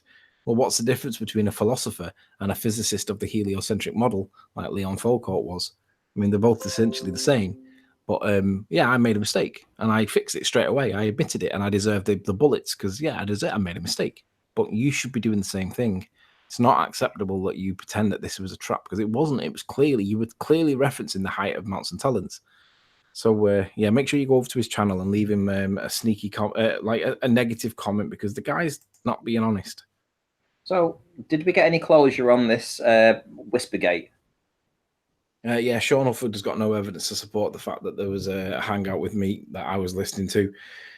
Still tells people in somehow that he manages to prove that the sound came from my microphone because he amplifies the hell out of the background and ignores the noise where the actual sound is. All the volume is in the lower part, right, which is all in GeoStreamer's mics. Range capabilities, and the fact that it doesn't go beyond that means that it couldn't have been me. So he ignores where all the volume and the noise is, the sound is, and he goes to where the background native hangout noise is instead, amplifies the hell out of it, and sees that my microphone's picking up the slightest of noises.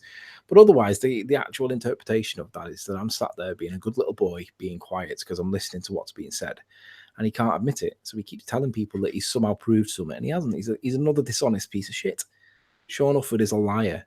Conspiracy Catz is a liar. Slice Barcane is a liar. You're all liars. You will all lie. You will lie if you think that it helps your case in any way.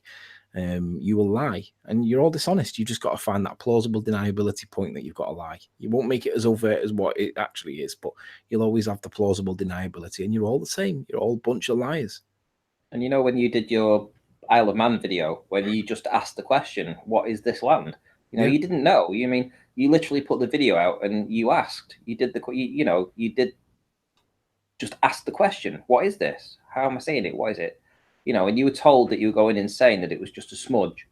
You know, and we knew what it was. You know, but they don't do stuff like this. They don't put stuff out that might give some kind of whiff of a victory to the other side. So, you know, I have 200 videos up. I probably have, I would say, 120 videos of brilliant flat earth proof. I probably have around about 30 or 40 videos that I've spent time actually producing, and probably 40 videos that in some ways the globers will look at it and go, that's curvature, right? And that's the ones that they tend to pick on because they don't understand what it is to try and do science. They just read science. They don't actually go out and perform science. And that's the big difference. Whereas we go out and perform science, they read science, they parrot science. They're not scientists, you know, and, you know, so we will show the good and the bad. And, you know, if we've made a mistake, we'll hold our hands up. But it's all about getting to the truth. And from what we've seen today, and with all the other globers that you've just mentioned, you know, we're never going to get any kind of parity with that. You know, we're never going to get the same level of respect for that. We're just going to get mocked for the stuff that they consider to be, you know, some kind of proof for them, rather than taking things as a whole, weighing it up, balancing the evidence, and then formulating you know, an opinion from that. You know, because they aren't like that. They just read from books. That's who they are.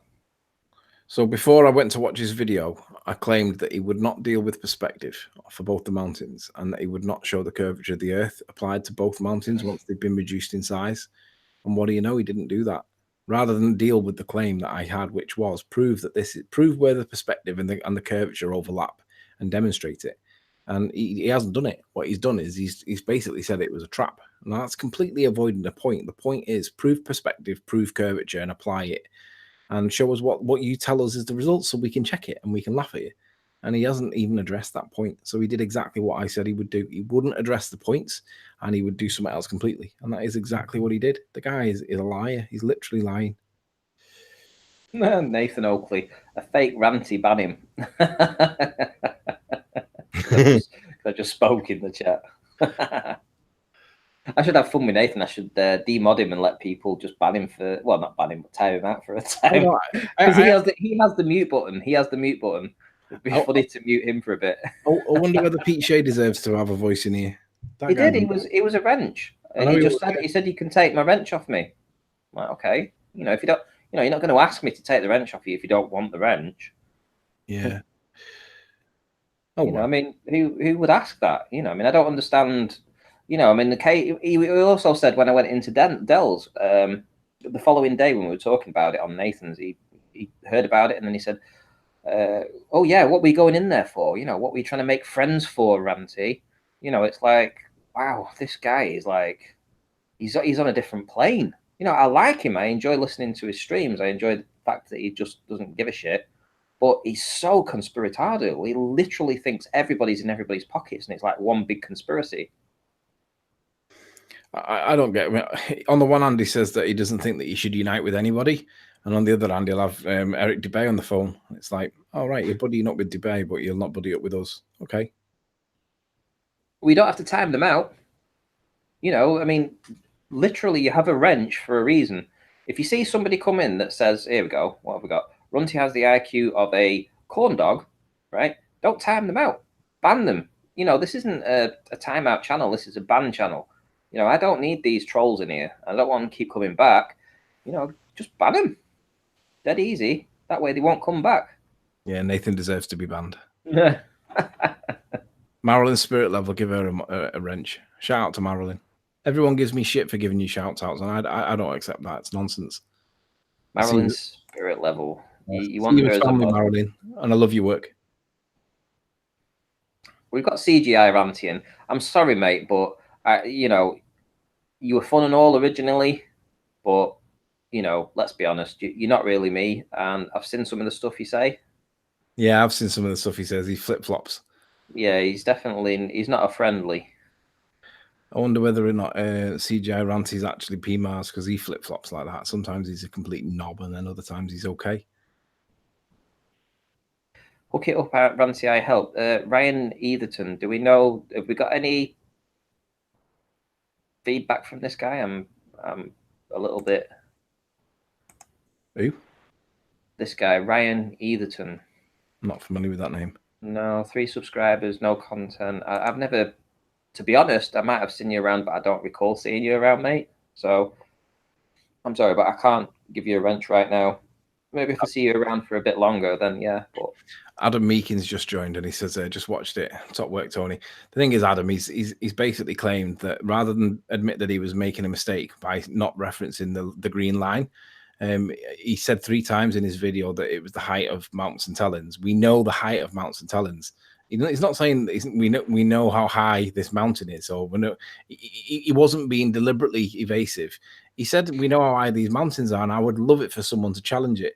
Well, the first thing you do is you question the validity of the claim. You check the facts and see what you can do. And the bottom line is that this guy didn't do that. He just accepted it on face value and then didn't reference the green line anywhere but then claims that it was a trap. And I'm calling that nonsense. It's embarrassing. The way that guy's behaving is just not good. Anyway, so I guess we'll wrap it up and we'll see what he does in his next crock of shite.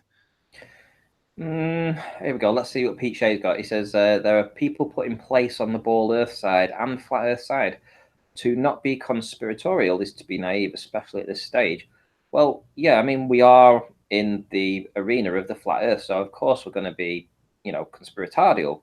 However, you know, when, you know, to question myself when, you know, I mean, I'm probably different to a lot of other flat earthers, let's be honest.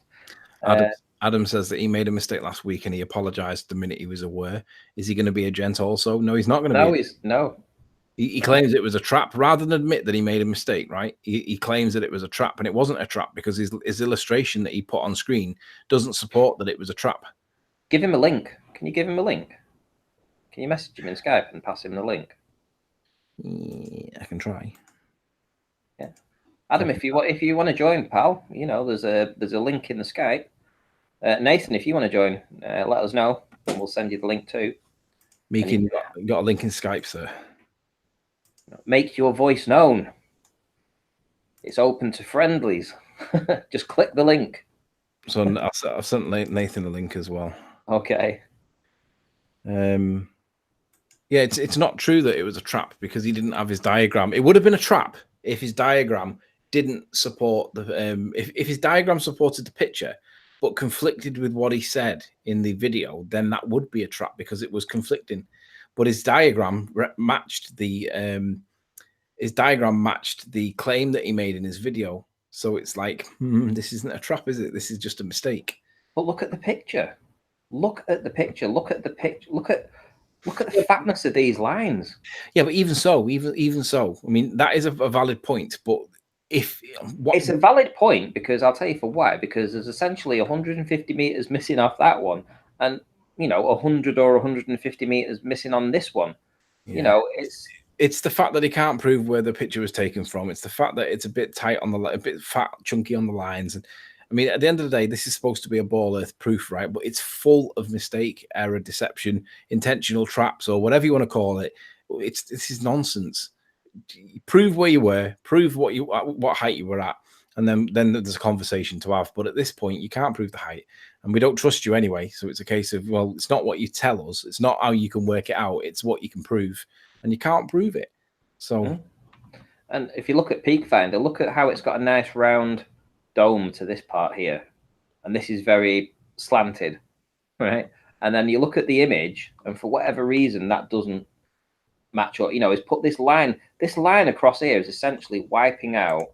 Let's get this correct. It's essentially wiping out that area there, and you can see where it starts to take off. That, you know, I mean, obviously we've got a little bit of a bend there, but the majority of that mountain is hidden behind that. And where's this dome here? Where's this dome part? Let's just put that there. You know, this is where the dome is. You know, that's just been evidenced in over here. So now when we've put them two in to match it up to Peak Finder, you know, where we've got this dome and we've got this coming down here. I tell you what we can do. Let's put an appeal out to the flat earthers, right? If there's evidence in his original video that is supporting the idea that he's being cute with how he describes it, let's hear it, because I've not found any bits that are ambiguous. I've found bits that reference the height of the mountain. So let's see what actually is the position. If anybody else can find stuff, because I might not necessarily have this. Oh, Adam, I've sent that link to FE Core, I think. He says just add me on the Skype. Is there a reason? Oh, right, he's not got the link. Right, so can you, instead of sending it to FE Core, you could send it to Adam. I thought I had sent it to Adam. I obviously made a mistake. Nathan Oakley would not let me in. Really? Oh, it might. Let me make sure that I've got the right link, because it might be me being a dick. I think it probably is. Right, copy that. Right. Right, just hold the fort for 1 minute. Oh, I hadn't pressed it. I hadn't pressed enter. That's the reason why for Adam. So paste that. Right, that's now Adam with the link, and then Nathan. Right, let's try Nathan again. Right, so Meekin and Oakley have both got a link, so let's see if either of them get in. See if I did my bit right. So I'm just disappointed that a teacher would, rather than admit that he made a mistake, double down and claim that it was a trap. You've done something right, Riley. I've done something right. What do you mean? What do you mean? I said you've logged me in. You sent it this time. Oh, right. Yeah. That's it. Sorry, I forgot to mute my watch page. Bloody amateur. Sorry. That's all right. Where have you seen up to? Well, I'd got in and I'd seen the bit in the FE Core chat with you seeing your arse, and then tried to catch up. And I'd been chatting with Dee and Gary, sorting a few other odds and sods out. So I've had my tea, started to see the first 5 minutes and stopped it because I knew I was going to have my tea. So I thought I'll pay attention. And then I've got to be honest, mate. I was kind of I thought, oh God, I said to the missus, I'm probably going to have to sit and do a bit of maths tonight, I think. And then I've sat and watched what he's done, and he's got the height of the mountain wrong. So it's kind of a mute point, as you would say, my friend. Moot. Yeah, I mean, he's a high school teacher, and he's obviously trained up to degree level in biology, I believe. But he claims that this was an absolute ball-killing conversation, flat Earth killing conversation. But if it was a flat Earth killing conversation, why would you think to try and lay a trap in it? You wouldn't, would you? You would just present it the best case that you have. And he said this one picture proves. Well, it doesn't, because you can't prove where the picture was taken from, other than where he claims, right? But that in itself doesn't prove anything. It just proves that from wherever that was taken, that's what he can see. But I want to get onto that in a minute in terms of a single picture proving out whether it be proving it's ball or flat is a little bit of a silly statement, isn't it? Well, it would prove it if you could prove with GPS positioning where you actually were and know what your height was. That would help. Well, I would suggest that repeatable is a qualifying thing for proof. And that any single incident wouldn't be necessarily, especially something as subjective as a picture, where realistically you can't prove, or it'd be very difficult to prove some of the parameters that we're starting to realize impact on the image.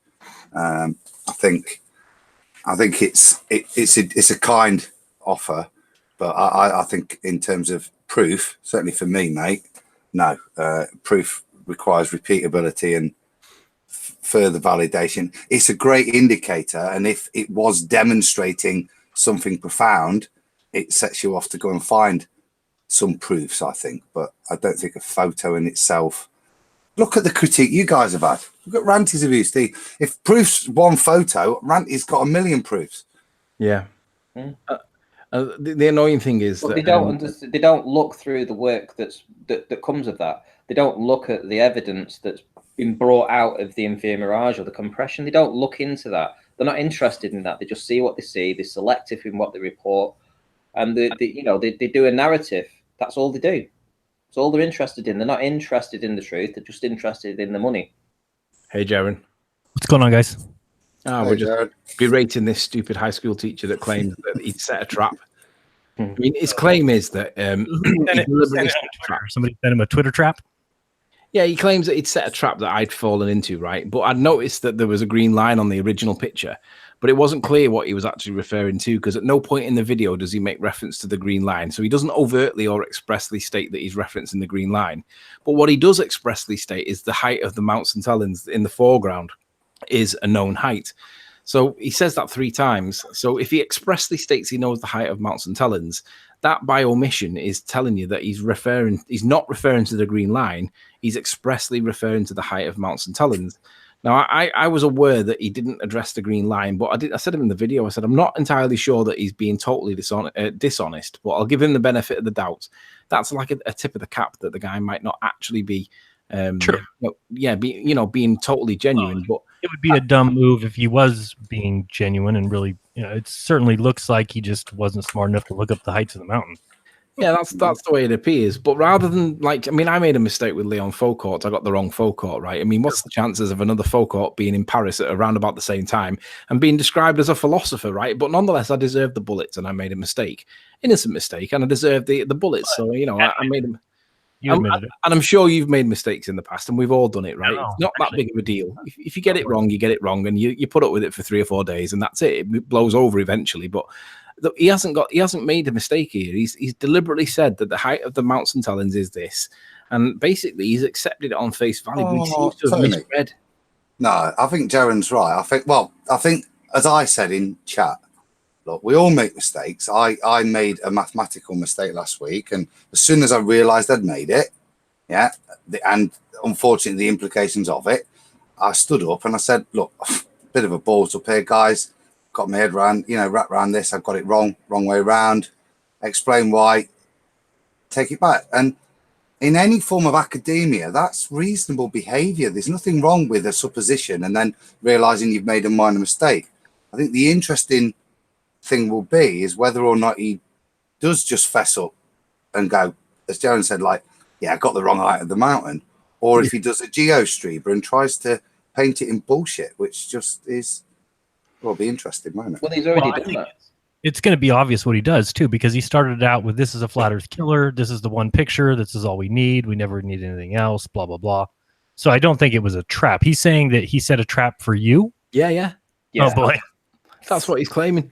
Now, I mean, to be honest, if it was really a trap, it would be supported by the diagram that he drew when he drew his diagonal line. Because if it was really a trap, that diagonal line would match the inconsistency that he says was the trap. But it doesn't. It matches the height. So what it appears to be is that it appears that he's got the diagonal line and Mount Rainier bigger in the background, which was what he said in his video should be the case, right? So them two things both support each other, which means that he is referencing the absolute height of Mount St. Helens. He's not referencing the green line or being sneaky about it. He's literally, them two things support each other. So he's not referencing the green line or being sneaky with it. He's just not noticed it in the original picture. Can somebody bring up that picture so I can? Well, I guess the video. The part that I'm more concerned with is the side-on view. Doesn't he have the correct height of one of the mountains? I think Ranty's bringing it up. Are you? Yeah, I've got it up. Yeah. Thanks for joining, Jeran. Nice no to see problem. you. Thanks for all your guys' work, and Ranty, love your stuff. Adam, you too. So, how about the picture that shows the side-on view? Oh, sorry. So his representation of the side. Yes. See that block on the left-hand side, right? If he was being cute, that block wouldn't go above the black line, because in the picture it would be, because they appear to be about almost identically the same size, that block wouldn't appear bigger, it would be the same size, and that would then be inconsistent with the height, and that's where it would be cute. But because he's got it being significantly taller, that's not supporting the claim that it's being cute, because if it was, it wouldn't. What he's doing is he's referencing the absolute height, and that was what his original video was. So that little bit on the top there proves that he's not actually being cute. He's just misread the original picture. Well, also I have an issue with his word. That to me doesn't look like it's a straight line. So I'm just going to draw. It doesn't. It literally does. There we go. Look at that. Look at that. Look how it's out. See, I'm sat there last night doing those bloody pictures with you, and I was making sure I was getting me angle shot. I knew you'd. That's bugging me. That, I mean, come on, this guy's what is he? He's a teacher. So what was the issue with you, Jeran? What did you say about the side picture? Well, now that I'm looking at it, so he's saying our eye height is 327 meters, and then he's picking the height of the mountain above that. Yeah. Yeah. But he's also he's not only got this all wrong, I mean, by a long way, because this is, where is it? My work is the one above it. So this is essentially what you should see. I know it's the other way around, but he's left-handed and I'm right-handed. So there you go. So this is what he should have seen, right? If he'd have drawn a line through it. So it should have been that obviously the Mount St. Helens in the middle would have been substantially higher than the background, which is what we see. This is what we see. And obviously this is the work that he's produced, which obviously shows that the mountain in the background, Mount Rainier, is higher than Mount St. Helens. However, I also proved that in the line of sight that they've put this 1655 meters, which would have been 1992 when you add that on, that is the case. You know, here we've got this line of sight here, which I've put through, and we go up to 2093. So when you start plugging all this kind of stuff in, and we come over to something like this, this is essentially the line of sight. I've put a little bit of 100 meters on or so there, and we've put the new line of sight in, and obviously, you know, we've taken it much nearer to the top, to the actual image. You know, they've just fudged the image. Essentially, they've fudged the image. And also, I have an issue with this, Jeran. Would you agree that this big red, you see this red line that he's put in? Can you see how thick it is? You could do with removing all that annotation so that you can see it without the annotation on. Okay, all right, let's get rid of all that. Right, so I'll get rid of all this. But can you see how many? He's blocked out some of the mountain, probably. Yeah. Well, that's what I'm saying. Can you see how it goes up? It's nice curving, and then it goes like it's like a lid. Right, like it's got a top. It's like a lid on it. And, you know, expected from any baller that does this. Whereas when I'm doing any kind of calculation, I always err on the side of the globe. Always. Yeah. Deeply err on the side of the globe, because I don't want them to be making excuses. So when I'm 5 feet above the water, I'll say 10. When the observer's 5 feet above the water, I'll say 15. You know, these guys do it the opposite way, and that's because they need to keep their globe Earth. You know. Yeah. They actually calculate. Wait, so I just want to know, what is the correct height of the mountains in meters? Is it 2549 for Helens and 4932 for Rainier, or am I off? St. Helens to the top. Rainier. Which one? I had 4392 for Okay, I have that Rainier, too. Right. and it was 2550 for St. Helens. Okay, good. That's what I've got. So then let me see his side view again, because I'm still confused where these numbers are coming from. Okay, here. So when he gets 1655, what is that? It's 327, 1655. So you add that together, that's 1992. So he thinks when he's looking at this image, the guy's actually put this 6,505 feet is 1992 meters, but he thinks that this 1992 or 6,505 feet is referencing the total height of the mountain. That's what he actually thinks, whereas it's actually just referencing to this point. So it's to that point there, it's 1992 meters, but to this point up here, well, actually it's higher than that. It's 2,093. But up to this point up here, it's 2,550. There's Randy, can you just go back to the side view picture for a sec? And this is something I've only quickly skimmed through Conspiracy Catz video. I've only seen Anthony, and like I say, the main point is that the observer height, the St. Helens height appears to be incorrect.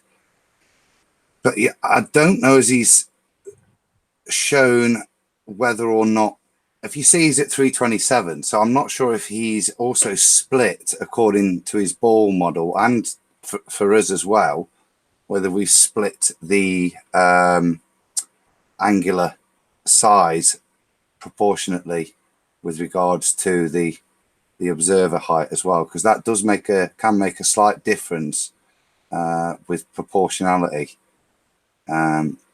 as well with regards to relative heights at distance.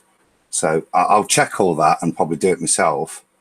Well, but I think that's something worth considering, because you see they're quoting the 327 and they're just taking it off. So whether they're just taking it off and then subtract, I don't know what they're then doing to the observer height, and that's what I'm saying. I'm not sure whether those figures have been checked as to whether they've been proportioned correctly, or if they're just recalculated on the reduced height of minus 327, which would be incorrect for either model. He makes a secondary point, which I did go through at Ranty, but what he's saying is that if you do use the lower height with the green line, calculate the angular size, and then compare that to the size of Mount Rainier in the background, what he says is that shows that this is not consistent with the flat Earth. And on the face of it, it does appear that way to some degree. However, he can't prove where this picture was actually taken from. He doesn't have that information. He claims he has, but you have to trust his word. Well, I would disagree. I would disagree with that big time, because when I actually re-put the calculations in properly, and I did his line of sight, and I got a different elevation. Another 100 meters on top, and I also got a different elevation in the background. And what do you know, when you actually plug the correct figures in, this is the difference that it is. And essentially that's what it looks like on the image, except that they've just fudged it. You can see where they've fudged it. They've cut the top of the mountain off. And when you actually put the yellow lines in, to where the actual mountain ranges are, that matches up pretty damn close to what you would see on a flat Earth here when you put the correct. I'm not saying he has a point. I'm just saying that he has a half point, because it depends entirely on improving his height anyway.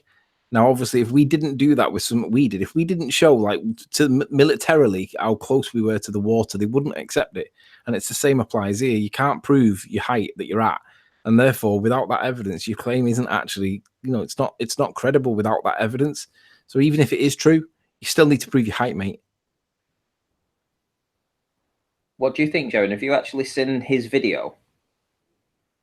Yeah, I watched his video, and then I started looking at Google Earth just to see what I could see. And from everything I could tell, from every view that it would let me look at it, the two mountains would be nearly the same size. So that's why I came back to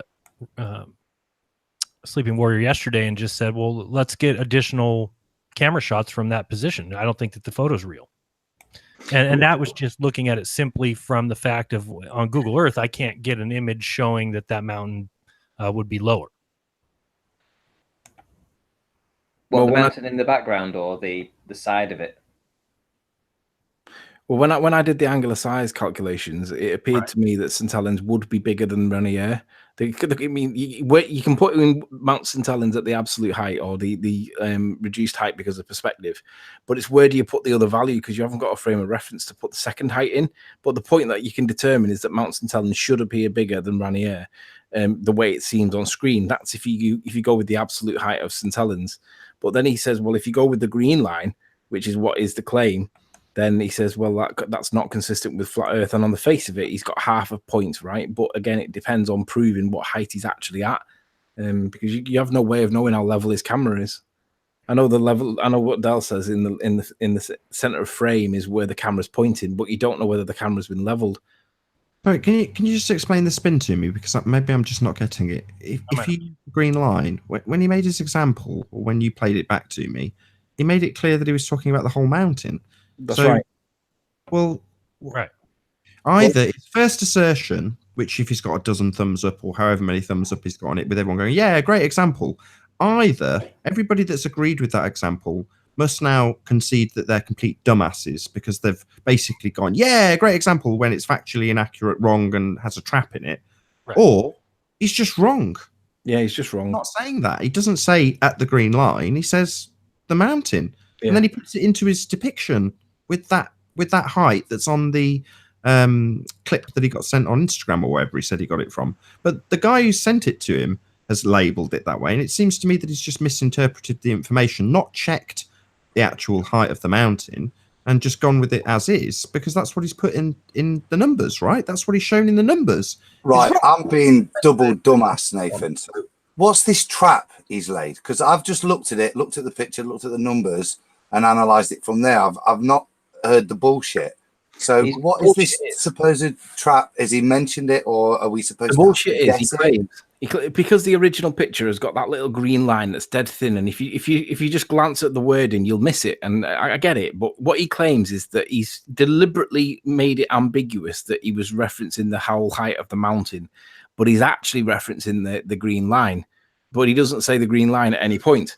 So because he doesn't say the green line at any point, it makes it, by omission, it makes it say that it appears that he's talking about the whole mountain, and he says 3 times the height of the mountain is, the height of the mountain is. So he's not saying the height of the green line, he's saying the height of the mountain is, and that doesn't include the green line. So he's claiming that the trap is that he claims that he's letting us think that it's the whole mountain, but actually he's referencing the green line, and I just think he's made a mistake. That's what he's done with the numbers. He's done the numbers. Yeah. What he said was the whole mountain, and if that's the case, and he wanted us to think it was the numbers for the whole mountain, and he's calculated for the numbers as it being the whole mountain, then that would mean that if he now means it's a different reference point, then that completely alters the assertion. So either the new assertion needs to be made with it referencing this green line, and every single person that's thumbs up his video and said, what a great job, is a complete dumbass, or he needs to concede that he's just made a mistake. Yeah, he hasn't conceded. He's doubled down and said, right, trap. And bear with me then. Are you saying that both the numbers and the green line relate to each other, but what the words he's used relate to the top of the mountain? Yeah, that's what's happened. Oh, that's just bullshit. What a knob. Yeah. He can make excuses now. But after the fact, right? Right. That's not what his intent was. No. Earlier on, I said about Jeran saying he's just got the number right, but that's beyond incompetence. Yeah, and if you were going to lay a trap, right, you would also have a pre-video where you've pre-recorded it saying, this is an intentional mistake, and look at the date and time right now on Google, and you'd prove that you were doing it intentionally, right? And obviously that's not going to exist. But it's just, rather than admit that he's made a mistake, right, which is the same thing that Sean Huffer did with GeoStreamer, rather than GeoStreamer just admit that he had Soundly in the background, it's not the biggest crime in the world. We all know that they do it anyway.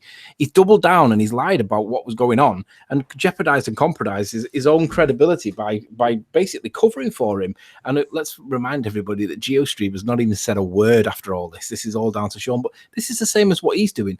Rather than admit that he's made a mistake, he's doubled down on it and saying that it was a trap, and it's like, there's just no way this is a trap, you liar.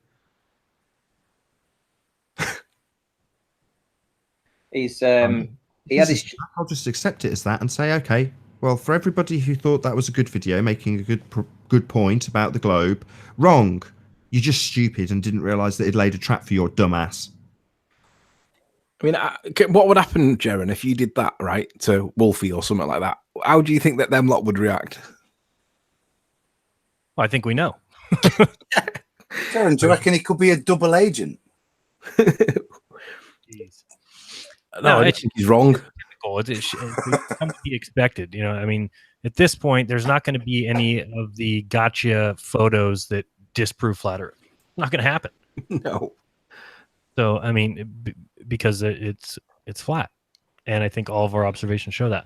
So, if whether they can squeeze things in, and then I don't know if you guys have ever seen, but I don't know how to describe it really. But like when I was driving to Denver, just if I alter my car's position at all, you see mountains disappearing behind the curvature or behind the horizon and reappearing and disappearing.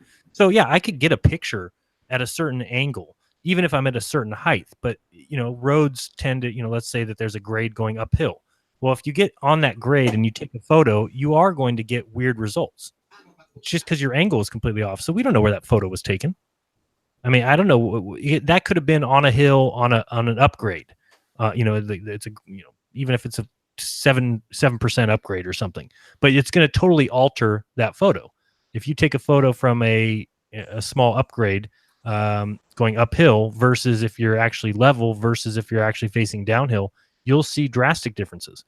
I'll show you I think, Jeran, me and Ranty's been doing some work on that, and the angle of the camera is something actually, because a lot of this stuff we said earlier, the parameters, the angle of the camera isn't actually set, and with a lot of the and what they are, the honesty, these traps that the ballers are laying at the moment, they're not traps, they're good fun puzzles, they're mathematical puzzles.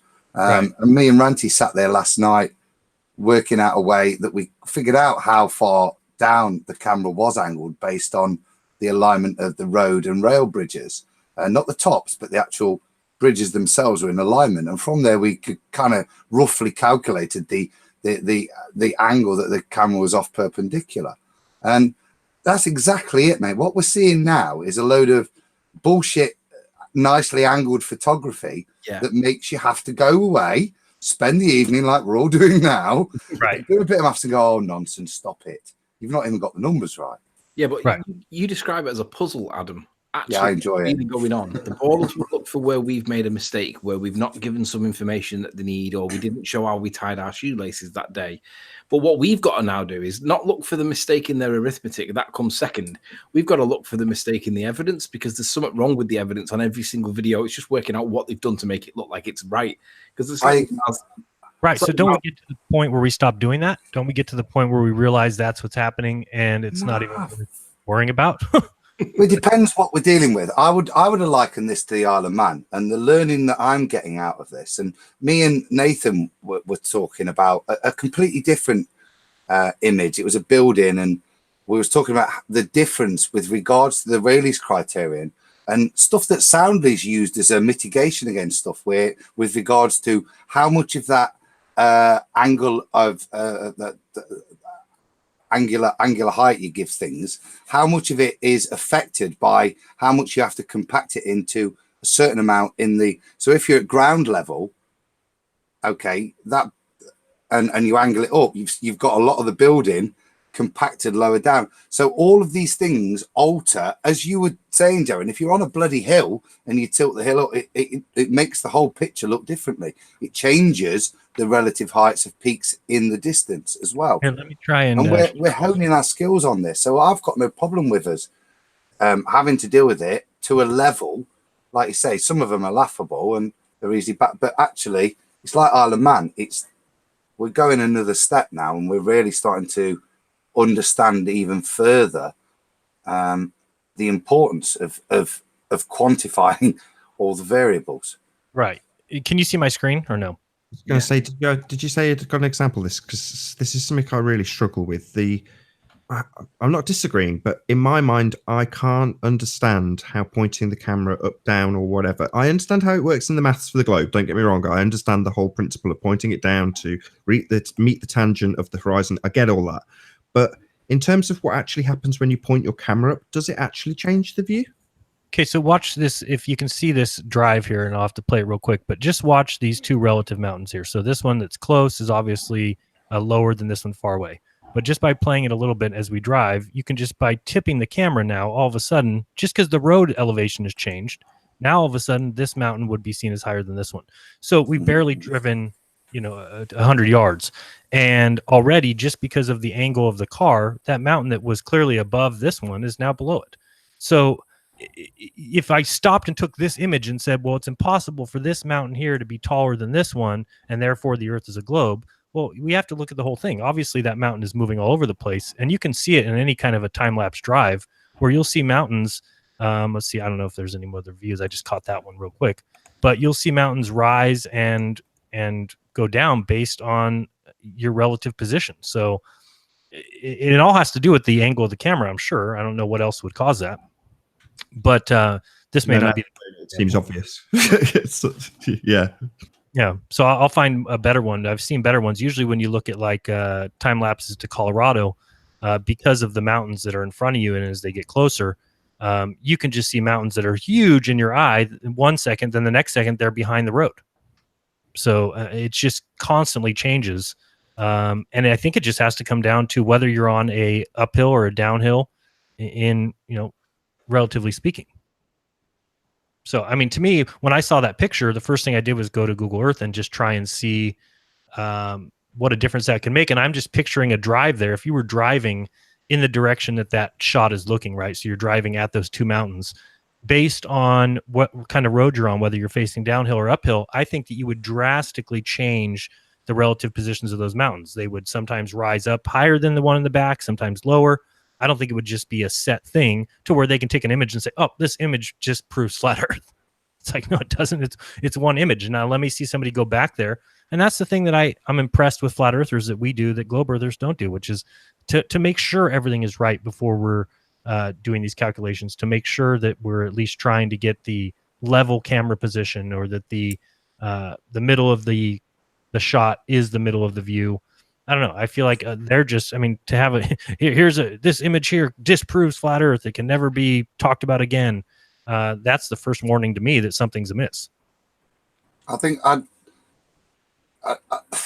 I'd just say one thing on that. The maths, Nathan, is it can make a difference. A small angle extrapolated across a massive distance like 100 kilometers can make quite a difference, a big difference in terms of meters. Even on a flat plane. And I think that's exactly what we're seeing here. The reality is actually you do that kind of maths and then you put it on a ball, and when you've got those angles and then the world's falling away from you at the same rate as well, those angles become, well, they grow at the rate of the curve. Do you know what I mean? So the impact of them at bigger distance is so much more profound that what we're seeing here, again, even with the old stuff, is mitigation on bullshit numbers. We're allowing them, again, these presupposition that the camera's angled down at the most favorable angle, therefore mitigating for the least amount of humps they can possibly have. In no way is the camera ever at 90 degrees, because obviously they'd see feck all. Do you know what I mean? So we're giving them a lot when we humour this mathematics as well. But well, just to support what Jeran's showing on screen, yeah, look at it. When I go to St. Bees, we're all used to seeing mountains parallax laterally. So as you go past one mountain, the one in the background is affected by the lateral parallax. But it's quite rural in that it's up and down, not just left and right, that you see the parallax. And when I go up or down a hill, you can literally see, like Jeran shows, you can literally see the vertical parallax. Now, what makes it really prominent is when you have these really big distances, yeah, the ratio's the same, but because it's such a long distance, even though the ratio is the same, the amount of movement that you need to make is smaller to get that same ratio, but because it's over such a longer distance, the effect is bigger. I made a hash of that. Spot on, Tony. Spot on. It's exactly right. Yeah, because of the distance involved, even though the ratio is the same, the angle's the same. Forget ratio. The angle is the same. So just as you draw the line out, it gets bigger and bigger and bigger, and that has an impact on the center point of the camera. And it has an impact, therefore, on here. You can see it's tilted when it tilts up, how the peaks disappear. Because right, just watch these mountains, and you'll see that just with the angle, you'll see these mountains start to grow and shrink. If we were trying to measure them, it would make a big difference. Here we go downhill, and the mountains disappear. Now we're going back uphill, and you get more view of them. So to me, it totally depends. If we were taking an image of this, it would totally depend. Well, what ground are we on? Where is this image being taken from? Is it on one of these downhill stretches or one of the larger or the uphill stretches? A good way to exemplify it, John, is the mountains in the foreground, or their relative height to the observer changes very little in comparison to the ones in the background. And that's because the angle of incidence has lesser impact on stuff in the foreground than it does in the distance. No, isn't it the other way around? The mountains in the foreground move the most compared to the mountains in the background that move the least. Correct. Sorry, worded. All right, I knew what you meant. Yeah, sorry. I think I know where that's part of the trick, and it's when you know it seems really obvious now you said it, but it's the relative changes based on the angle. So, like you say, as closer will change relative to the far away. But the way they deceive us is they have us picking out one target at a time and calculating it individually. But in Walter Business Calculator, he now allows you to do the comparison. The last time Adam showed it me, it was with Ranty's observation, Isle of Man at 83 miles, I think it was, with the turbines. And in their depiction, there's no perspective. They're both the same relative size. In other words, if it's a 1,500-foot mountain and a 500-foot turbine, then it's 1/3 the size. And that's how it remains, because it's depicting what they misrepresent as our world without perspective. And it seems really obvious with a second target, like something relative to it. Yeah, I mean, this mountain here, as we come over this hill, you're going to see this mountain in the distance, but there's nobody saying that this place that we're at is higher than this. You know, you just wouldn't say that. But if you take the picture at the right time, well, I don't know. I mean, that's why I wanted to see, well, let's see some other photographs. I mean, look at these. You see that drop behind? I mean, just a little hill and you can get the entire, look at not drop behind. It just has to do with your angles. And, you know, they're going to take that. I mean, if we just took random photos from this little drive here and just said, okay, let's look at the distances here. Well, it totally depends whether you're on one of these grades or not. So where was he at in this park? Was he, you know, did he level his camera? We don't even know who the photograph's from. So, you know, like you said, I have my suspicions at the top of that mountain was either erased or that thick line was used to cover it up. Yeah, that's where the evidence comes into it, because you've got to validate your claim, right? That's the first thing that I usually do. I validate the claim by checking the facts. Now, on this one, there was a debate over what the facts actually were, because I don't know if you saw it, Jeran, in the FE core thing, but I said, like, there's like 60 people in here and I'm asking for help here. What's going on? And the reality is the facts were weird, and I couldn't.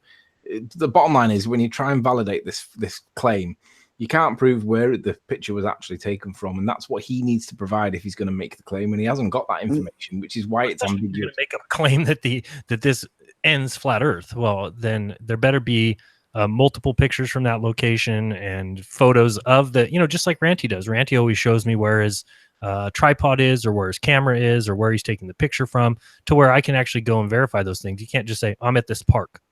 Okay, but where he took that picture from? It's like Miles Davis. That's what scientists do, Jeranism. Jeran. That's what scientists do. And I don't class myself as a scientist, but I try to practice a scientific method. All right, neither do we. You know, and I'll do it as best I can. I'll say, this is where I was, this was the camera height, and, you know, quite often I've got a tape measure with me. So it's like I know where I am. Maths. Well, yeah, to finish on the maths then, hopefully this demonstrates why it's, and all of the maths, remember, that ballers or us use is on the assumption that we've got that 90-degree perpendicular to the ground. Right. And therefore what we're seeing here is a demonstration of how important it is. And when I've gone through the maths, lining it up with Bridges and all Miles Davis's stuff, that angle of tilt down makes such a huge difference, Right.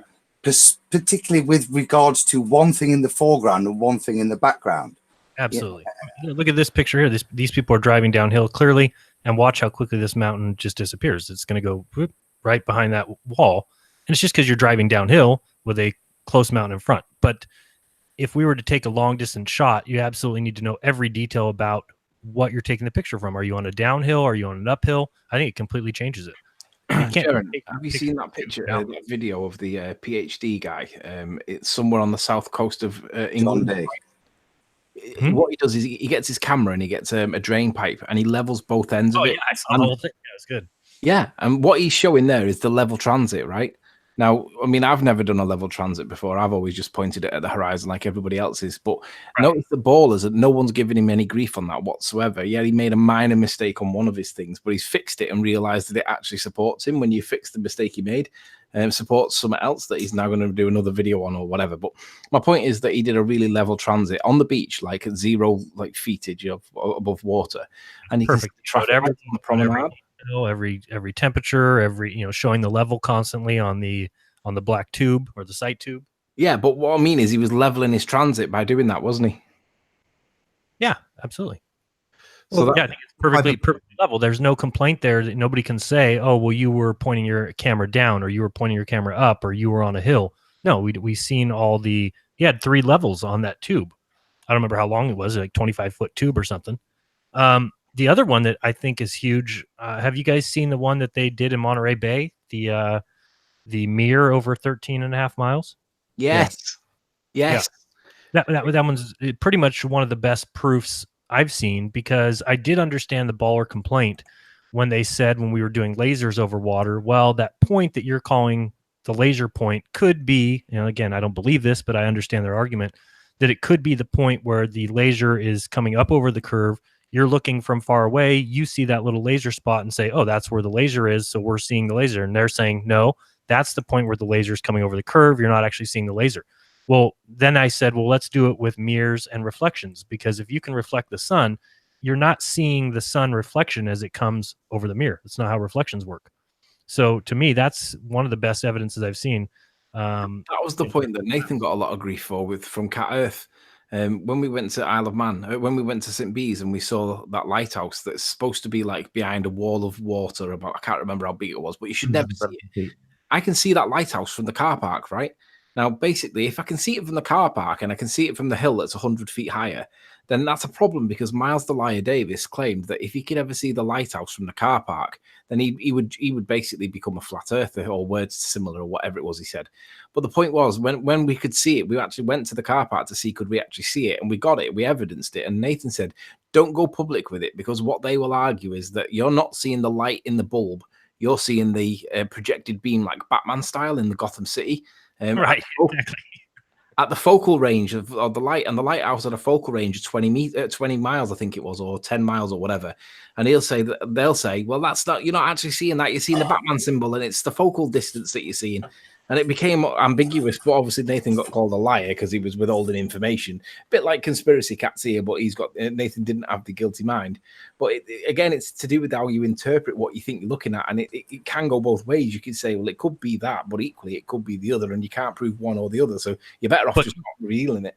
Don't you think you can prove it when it comes to mirror reflections? I mean, this was used in the wars. I agree totally. I think that's an excellent example that guy's done. And yeah, exactly for the reasons you give as well. That's not how you can't claim that the reflection is reflecting and then it's bending. That's not how reflections work. Right. And they're actually seeing, and that was a huge mirror. It's like a door mirror. So it's maybe 6 feet tall by, 1.5 or 2 feet wide. And think of how much that reflection light would disperse. As soon as it hits the reflective surface, it's all going to go in every angle in every direction. And it's not going to be, it's not like a laser. A laser, you're sending that pinpoint of light across a distance. So I do understand the argument that, hey, you're actually seeing the point of the laser come over the hump, and that's what you're calling the source. You're actually not seeing the laser that far away.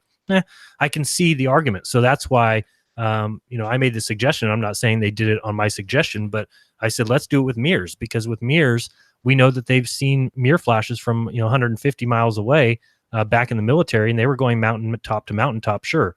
And I'm not saying that that's a proof of the flat earth, but I am saying it is a proof that reflections can be used if you're in direct line of sight, but you have to actually see the reflection. Nothing comes over any hump, or else they would be able to do that for way further distances. They have to do it from mountaintop to mountaintop, because you actually have to have line of sight to see the reflection. If you're not within that line of sight, you won't see a goddamn thing. And that's why it was used by high-level military to get messages across distances, because they knew somebody would have to be in direct line of sight to interpret the mirror flashes. They use a little heliograph, I think it's called. You basically pull a shutter and you can send Morse codes over distances. Well, that's because you have to be in that line of sight. So when we set somebody 13 miles apart, and if you watch that video, they have that mirror down at maximum a foot above water level, and they've got the camera 3 feet above water level, and they're easily seeing the reflection off the mirror. To me, that's pretty much open and shut. I just want to go now and do further distances. Yeah, it reminds me of the one of the very, very early interviews I did with a lady named Robin Poe, ex-military. He used to set up radio communications, and she was told by the book that she had to do it. I don't know the exact distance. I'd have to go back and look. It was like 3.5 years ago. But anyway, let's call it an arbitrary 30 miles apart. And she has to link up these relays. And she gets some distance out. This is out in Italy near where they make Ferraris. And she's trying to get this relay to work. And she just cannot get it to work because there's stuff in the way. She needs direct line of sight. So just to try, she turns back to the original source, 115 miles away, and gets perfect reception. And in order to get perfect reception, she required direct line of sight. And when I heard that, I was just like, well, that's it. That's game over. If you can see that far at that distance, that's flat. It's suspicious that when she got it to work, a big wig from, on high comes down and demands she removes it and gets the relay to work at the distances that are specified. It's like, but it's working. It's perfect. And the response he gave her was, I don't like it. I'm sure he didn't. Jeran, have you seen? There's a guy in chat called Andrew John. Does the name ring any bells? Oh, are we live? Yeah, we're live. I didn't know that. Yeah, we've been live for the last. What channel are we on? I told you the Skype message. We're live now. Do you want to join us? Anyway, I thought you meant we're having a conversation. Anyway, who in the chat says what? Andrew John. Do you remember that name? No, I can't say I do.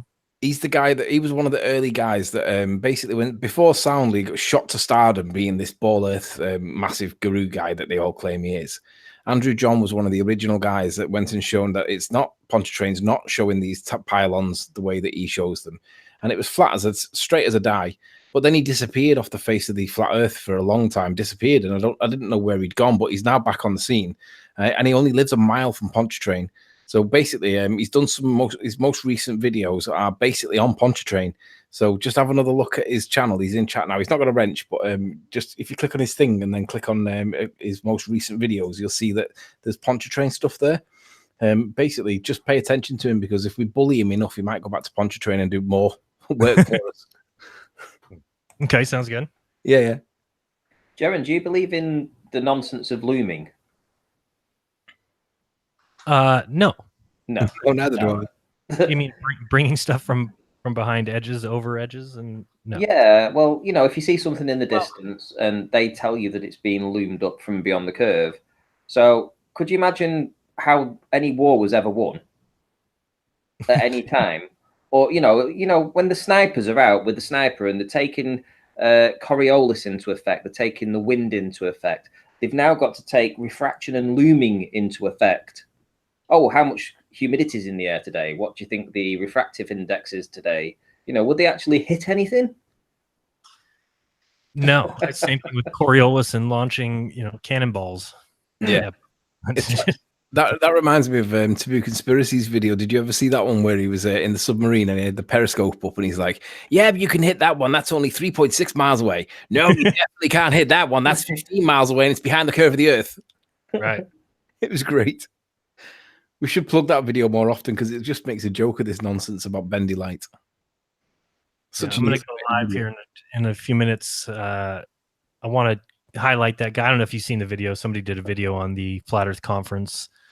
He actually went to the conference. He's not a believer, obviously, but went to the conference and did a little 18-minute video on it and just got everything wrong. And it's actually hilarious. He actually draws a picture.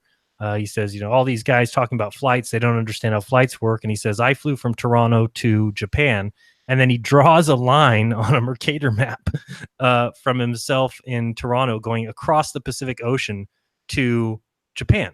And then says, whereas if it was a flat Earth, I would have flown up above the Arctic Circle and across Alaska. Well, just go to any FlightAware program and look up a flight from Toronto to Japan and you fly above the Arctic Circle and above Iceland. I mean, it's hilarious. I mean, not Iceland, but Alaska.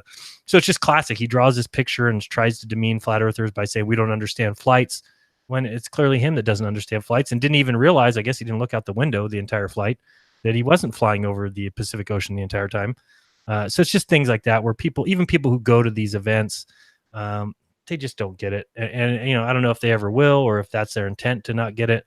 It's scary for people. It's scary to have your entire Earth idea shattered. It's the one thing that everybody's got to hang on to, right? No matter what changes in your life, your school changes, teachers change, friends change, even your parents probably got divorced and maybe married somebody else, and everything changes except the ball Earth. And so it's the scariest thing that there is to anybody that's kind of their last, safety blanket. And it should be removed because it's completely and totally hijacked science and hijacked the idea of science, and people believe math is real. And if the math says it, it must be reality. I mean, that's what they've taught people. So math is reality. There you go.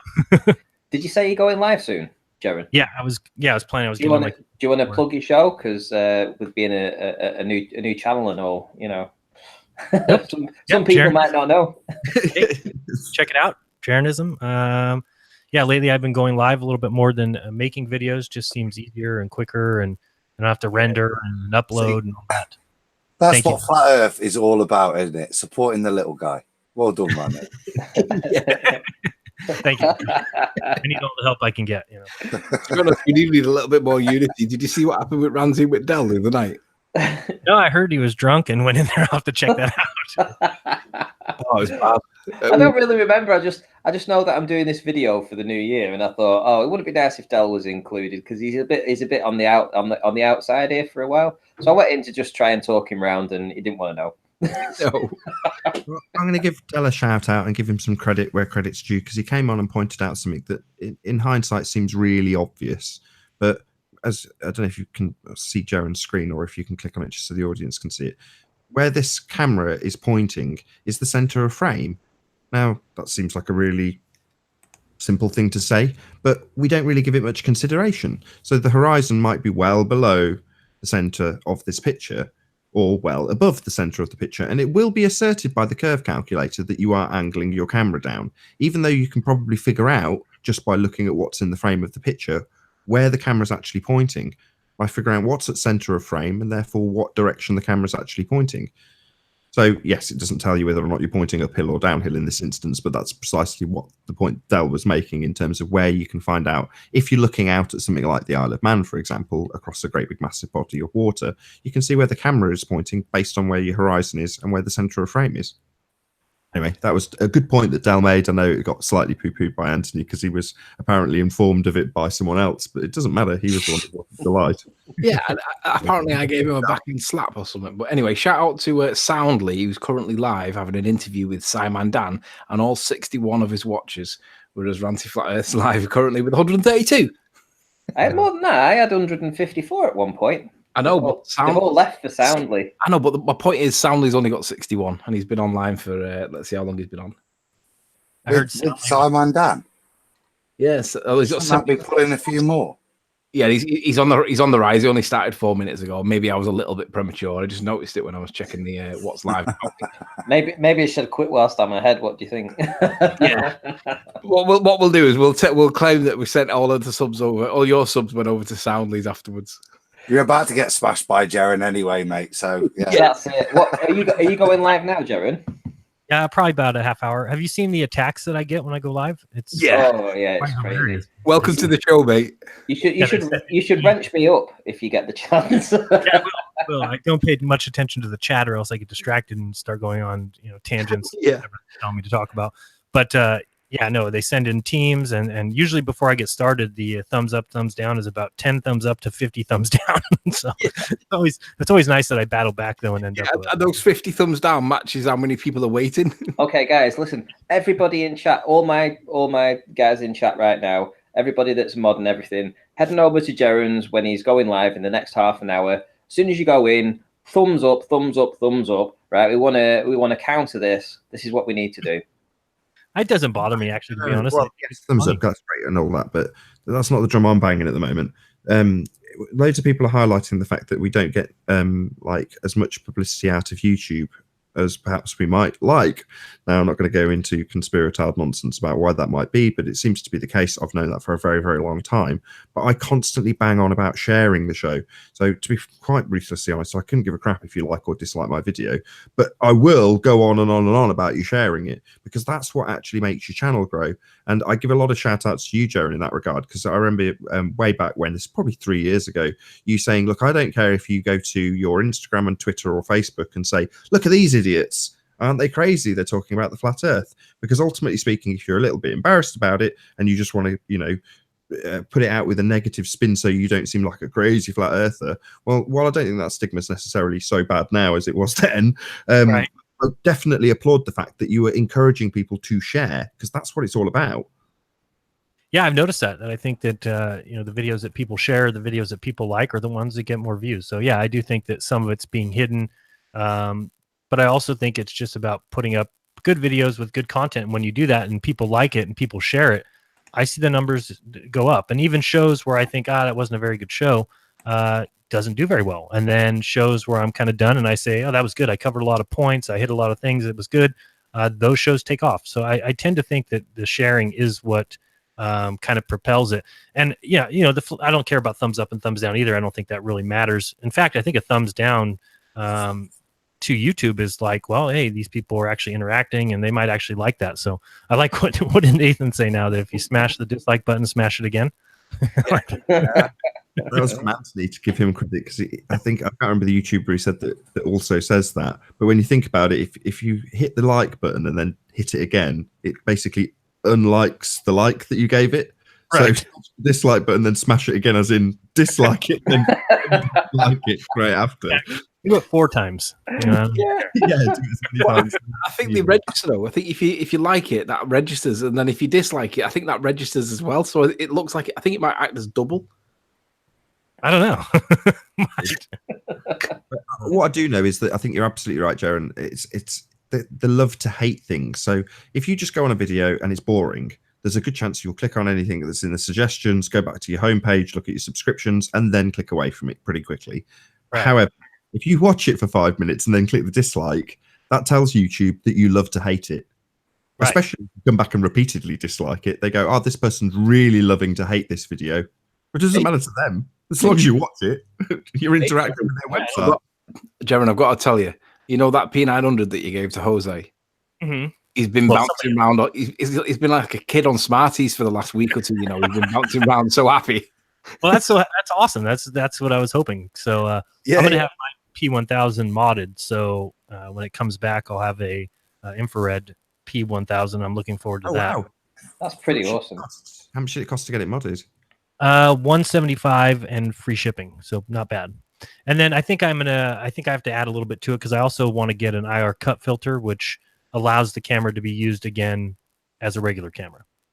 Oh, wow. So yeah, I think a lot of people don't realize that, or didn't understand that basically all cameras see an infrared, right? And then when you have they put an IR filter inside of it to kind of block out that IR, and then you get regular photos. So when you have somebody go into your camera and then remove that filter, well, now you get all the spectrum again. And if you want to you can just screw on a cap on the end of it, screw on another lens, and make that an IR cut filter. And again, it just kind of seems like it defeats the purpose, but it basically puts that filter back. Wow. So then you get regular photos again. So it's kind of a long about way of doing it. But I didn't want to I saw a couple videos online of doing it yourself, but I just didn't trust myself enough. I've opened it before, and you don't want to. I think if people know how much the cost actually is, and it's £1,000 or $1,000 camera, so people are going to be reluctant. But if you're invested to that extent in that camera, you won't want to risk taking it to pieces. But you might think, well, $170, that's not a horrendous amount of money. 140 quid here to get it modded by somebody that doesn't destroy the camera in the process, which I probably would if it was mine. No, I have nothing to do with the company either, but if you look up, it's Life Pixel is the name of the website, and they specialize in IR conversion. So that's their specialty. So I was able to talk to one of the salesmen on the phone and say, hey, if I still want to use my camera as a regular camera, am I completely throwing that out the window? And he said, well, no, you just need to buy another, I think it was like $60. You need to buy another filter. And he asked me, but do you realize what you're doing? You're kind of wasting money, because you're taking out the IR filter and then buying one to put back. And I said, yes, I know that. That's what I'm trying to do. I just want to take a majority of my photos in the infrared, but I still want to have the ability to take a regular photo if I can. And he said, yeah, you just need to put in an IR cut filter. But a lot of people kind of see that and might not think that you can do that, or may not think it's a good idea, because it is basically having them go into the camera, remove the IR filter, and then you're buying the IR filter to put back on the outside. So it does seem like a kind of a waste of money when you look at it that way. But I think some of the, I mean, have you seen the latest from Jay Tolan Media? That's what I was going to ask you. What do you think of his most recent work? I love it. Man, It's it's unbelievable. It's got to the point now when you look at Jay Tolan Medias that the ballers are just completely ignoring it. It appears because it's just so devastating to the claim that they live on a ball. It's like, why are we arguing over Miles Delia Davis and stuff like that when Jay Tolan Media just trumps everything? Yeah, no, I mean, and if I can't wait to do some like time lapse stuff. I haven't seen him do much of that, but time lapse over water, over distance, just to see exactly, or go out 2 days in a row, and see that this level of the water that they say is covering. You know, I listened to who did you have? Tim Osmond on, was it this morning or yesterday morning? I don't know what show it was, but he was on and on about today, yeah, he was on and on about buildings being covered, and they just don't get it, that if you went out and took those pictures every day, it's not like the same amount of building is covered. I think he knows that. I think he knows that. I mean, there's no way that he hasn't gone to that location and replicated that one observation that he got, because he has been. He's got a drone. He's got his P900. He's got all kinds of stuff, and he doesn't live far from there. He must have other, you know, observations that match up to that, but he only ever produces the one. And that tells me that it was either a fluke or there was something weird going off with the atmospherics. And he won't even let people have the images. And he won't let them have the images. Yeah, exactly. And I actually looked at if you look at the higher image, when he takes it from 25 feet, it has an inferior mirage. Now, if you know anything about inferior mirages, the lower down you go, the stronger the inferior mirage gets, right? Now, if you look at the two images that he takes from like 5 foot and 2 feet or whatever, there isn't a single inferior mirage in that particular set of images. But yet on the 25-foot one, he has a massive inferior mirage. So that tells me that it's been cropped in some way, edited. No, I'm sorry, but I'm just saying it as it is. Well, okay. I mean, I could explain that. You know, if there is any sort of disturbance in the water that he's looking over at those very low elevations, they will cut between the midpoint of his what's in view. So therefore, it could obscure. But he's not getting an inferior mirage, Nathan. But the inferior mirage is you seeing the bottom of something with the most limited angle to it. So it's very feasible that you could go up higher, get above whatever would obstruct that diffraction limit by virtue of something in the foreground being higher than it. Okay, so well, why hasn't it produced from the lower elevation, whereas you go up higher, and because you've no longer got anything obscuring you between you and it, you can actually still see the bottom of anything, and you'll see the diffraction limit in it. Okay, well, as Jeran just stated, he won't give the images to anybody. Yeah, that's what I want to dwell on. He won't give the images out. I mean, I asked it in today's show with Nathan, and it got drowned out. But I agree. I've asked him for those images, partly because they're fantastically in terms of like the artistic attributes of the image. It's great seeing all those mountains behind anyway, but he won't give anybody them. And I'm like, why would you do that? And the answer, of course, is because once we start zooming right in, have you noticed he always holds the zoom quite far away? He doesn't want to go zooming in. Yeah, I suspect something with it. And I also saw a video. Do you remember me talking to you about it when he first did the images? And I said, there's part of the image that's shaking. Literally, there was part of the image that was shaking. It was a building that was wobbling. And I'm thinking, that's an overlay. He's literally overlaid something on that. And I spoke to you about it. I messaged you about it. I messaged Nathan. Nothing came of it. But essentially, it looked like the building was wobbling. Jeran, did you hear what I just said? Yes. I was hoping you'd respond. Well, I think that, I don't know. I mean, when it comes to accusing anybody of doctoring images or anything like that's a kind of a last resort for me. No, not that. I'm on about the fact that he won't share the images. Yeah, you won't share them with anybody. And you're saying about him zooming in. I mean, that's just a big sign to me. And again, it's not like, I think Ranty said it earlier today, that why do we see the buildings at all?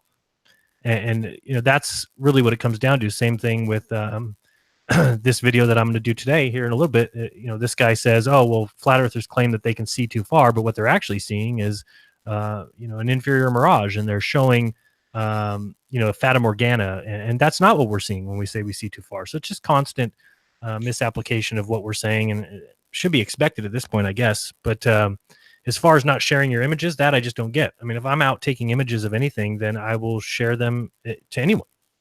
I don't care what they do with the images. And I would, you know, I would think people should be the same way towards us. I don't know why you would try and keep some. Say, here, tell me about this image, but you can't see it.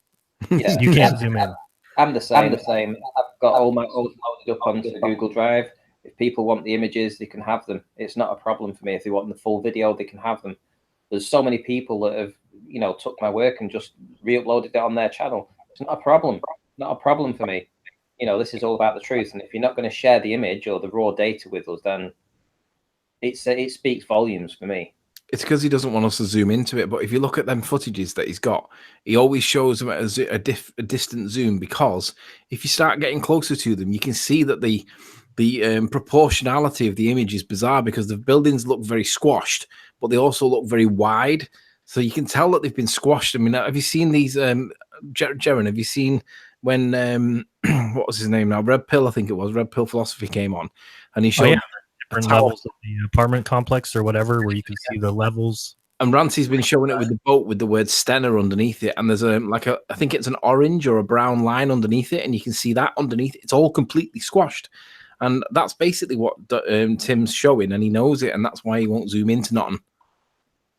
Yeah, and I'm pretty sure that's exactly what you're describing. It's exactly how Soundly gets away with his images. Is you're taking a long distance, you're standing behind it, and so off into the distance, everything gets squished and smaller. Well, there's nothing. How do I describe this? When you're looking at a hotel, you can see the floors on the upper levels that are not squished, right? And then as you get towards the bottom, you can see that they squish. Well, the difference is on the bridge, there is no upper floors for us to see that the upper floors are not squished and the bottom is. It's just a bridge. And so the bridge, as it gets further and further away from you, it enters into that zone of being squashed. And so what does it look like? It looks like the bridge is curving. But it's just an optical phenomenon. It's not, the Earth doesn't curve like that, or else the entire Earth is the size of the United States in a circle. Yeah. I mean, what's interesting is what's actually optically going on there, because when everything squashes, you can imagine that by looking down a tunnel, because everything would get smaller as it goes down the tunnel. But it's the fact that it doesn't get it's non-uniformly getting squashed, because it's more squashed the deeper down the image you go, less squashed at the top. And that's like something freaky's going on there that makes no sense, but that's definitely not something that we're getting taught. Makes perfect sense. It does make sense, yeah. If you've got something getting further and further away, right? So just pick a football. So size of a football, you've got going further and further away. Now imagine it in side elevation, right? And you draw a line to the top of the football and a line to the bottom of the football. As you move that football further and further away, those two lines get closer together, right? The angle gets smaller, right? That's the angular size reduction of distance. So we're all clear with that bit, right? Now, instead of a football, make it a tower, right? So it's a tower at whatever distance. It doesn't matter at this point. Now, instead of thinking about it getting further away, think about the angle that you look at the top section versus the angle that you look at the bottom section. The bottom section, you've got a tiny little narrow angle to. The top section, you've got a massive angle to. So in other words, as you look down the tower, the angle becomes more and more limited the further you get down. That's precisely the effect that you see in Red Pill's video. So it's at a very, very big distance. And at that distance, the stuff that's, let's call it an arbitrary eye line, just to keep the globe heads happy, above his eye line, he's got an infinite angle. There's nothing stopping him from seeing anything, but below his eye line, anything below that is an extremely limited angle. Therefore, it's the same effect as pushing it further away, i.e. the angle becomes smaller. Well, what happens when something's further away? It looks smaller. Therefore, the bottom of something looks smaller, more squashed, because it's in a more limited angle. Simple. Yep, and it's something that ballers can't even get. Nathan, I was texting you the other day or messaging you on Skype about how hilarious it was. I thought when Alan came in and says, well, what about the horizontal compression? Why do we not see horizontal compression? And I laugh and almost think, like, is this show set up? Because somebody who's been in this argument that long that doesn't understand the difference between when you're looking up and down and the ground is getting in the way, and when you're looking left and right and nothing gets in the way. So there is no compression horizontally or along the horizon. Why would there be? There's nothing getting in the way. There's nothing reducing your angle. But when you're looking off in the distance with the ground in the way, the ground is always there to reduce or to create a tight angle of things that get close to it at distances. One of my favorite comebacks to that example ever, right, was Zinda. And basically, I'm using the example with clown shoes. So the clown's getting further and further away, and the angle to his shoes is getting more and more limited because they're at the bottom. And the response was, well, "What happens if he puts the shoe on his head?" I do remember that. Oh, way to completely misrepresent and totally not understand at all what I'm explaining. It's not about the shoe. You can still see his head because it's in a wider angle. The shoe's at the bottom. It's not because it's a shoe. Zinder's in a state of denial. He doesn't want to admit that he's now. He actually is a flat earther, but he just doesn't want to admit it. Who can blame him? You've said this many a time, Anthony, and it got a good laugh when you were at the end of the Globe Light tour. It's like, when people ask you if you like being a flat earther, the answer is no. You get attacked from all sides, and that's just the flat earthers. Yeah. Right. Yeah. That's the thing. It's the last thing I would ever want to be known for, ever. You grow up, and I used to love baseball so much. I wanted to be a baseball announcer, and I had all these dreams and aspirations of being known for something like that. So when you end up being flat earth, it's the last thing that I want to be known for. It's the last thing. I hate it. I hate it. But on the other hand, it's about the truth. And that's why I tell people all the time, there's like, oh, well, even if you were shown evidence, you would never go back. You would never change. I say, no, I'm dying to go back. I'm dying to be a round earther again, if the round earth is real. Now, the problem with it is it's been 4 years, and you can't call every bit of evidence that comes can be debunked or explained in another way. And before you know it, you start to realize that the earth is exactly what it shows you it is. You can't call it round earth. No, you can't call it round. No, because pizza's around, right? Right. Yes. No. Well, that's why if you notice astronauts start to say round all the time. They don't say sphere. Deliberately doing it, aren't they? Yeah, I see it a lot. Guilty conscience, because the astronauts, when people say, oh, you can't have tens of thousands of people not knowing, the astronauts know. There is absolutely no doubt about that. They know they're on a high wire. They know they're in a studio. They know they didn't go to the moon. These people are liars. Yeah. I mean, we had him speech on, and he was saying, well, would Daddy have told me that I'd gone to space? And I was like, yeah, he's a liar. Well, I disagree on one end on that, just in the fact that I think it'd be very easy to you have a slew of applications. You bring people in and you tell them, hey, you're going to apply to be an astronaut, whatever. And then eventually you tell them, hey, we did go to the moon and we can go to the moon, but it's highly unsafe, and it's cheaper for us to put on an act. It's cheaper for us to pretend that we're in space, even though we've been there, we can send you there, but it's just easier for us to do this little thing. It saves us money. We can put more money into the future and into Mars. And the astronauts, at least according to me and what I've seen, they're all idiots. None of them are anywhere near intelligent. I mean, they don't seem like they are. They should be the top of the charts. This should be the kind of person that, the valedictorian from high school. These are the kind of people that should be selected, but they're not. They're imbeciles. They can't even name experiments that they're doing. So to me, it wouldn't be surprising if some of the astronauts actually think we can go to the moon. It wouldn't be surprising. Or think that we did go to the moon, and they're like, oh, okay, well, we're part of the space program, and that, yeah, we could go to the moon, but we don't. We could go to orbit, and we don't. We just kind of pretend so that we get a lot of people into the STEM research fields, and it'll help us propel us down the road. And I think you could find people, 1 out of 100, that would easily do that for money. And I've said all the time, people will do anything for money. If you left $100 bill on your coffee table and had a party at your house, the chances that $100 bill is there at the end of the party is, maybe it's pretty good because it's all your friends. But now all of a sudden, if you told all those people as they entered your house, hey, if you take the money that's on the table, nobody will know it was you. Well, that $100 is definitely gone by the end of your party. Now increase that to $1 million or $5 million, and all of a sudden your best friend will stab you in the back and tell you they love you to your face.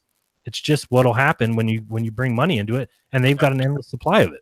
Jeran, just to be a devil's advocate, if you're going to argue that they might actually be genuinely deceived and not necessarily as overtly dishonest as what Nathan's saying, that's all right saying that. I'm playing devil's advocate, but the evidence that's against that is when you look at the faces whilst they're all doing these, where they've got like 5 astronauts all in the ISS.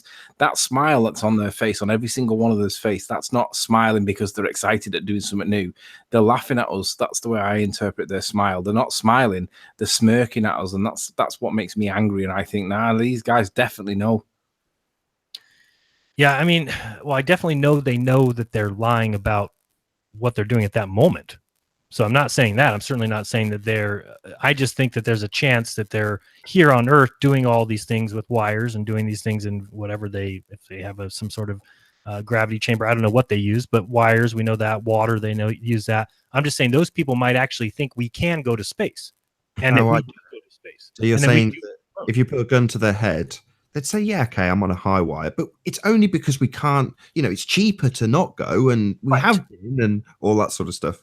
Right. Like, and they know that, or they think that Aldrin went to the moon, and they think that Neil Armstrong went to the moon, but that it's dangerous, and it's better to kind of keep people getting into the STEM research areas, and that they're really not.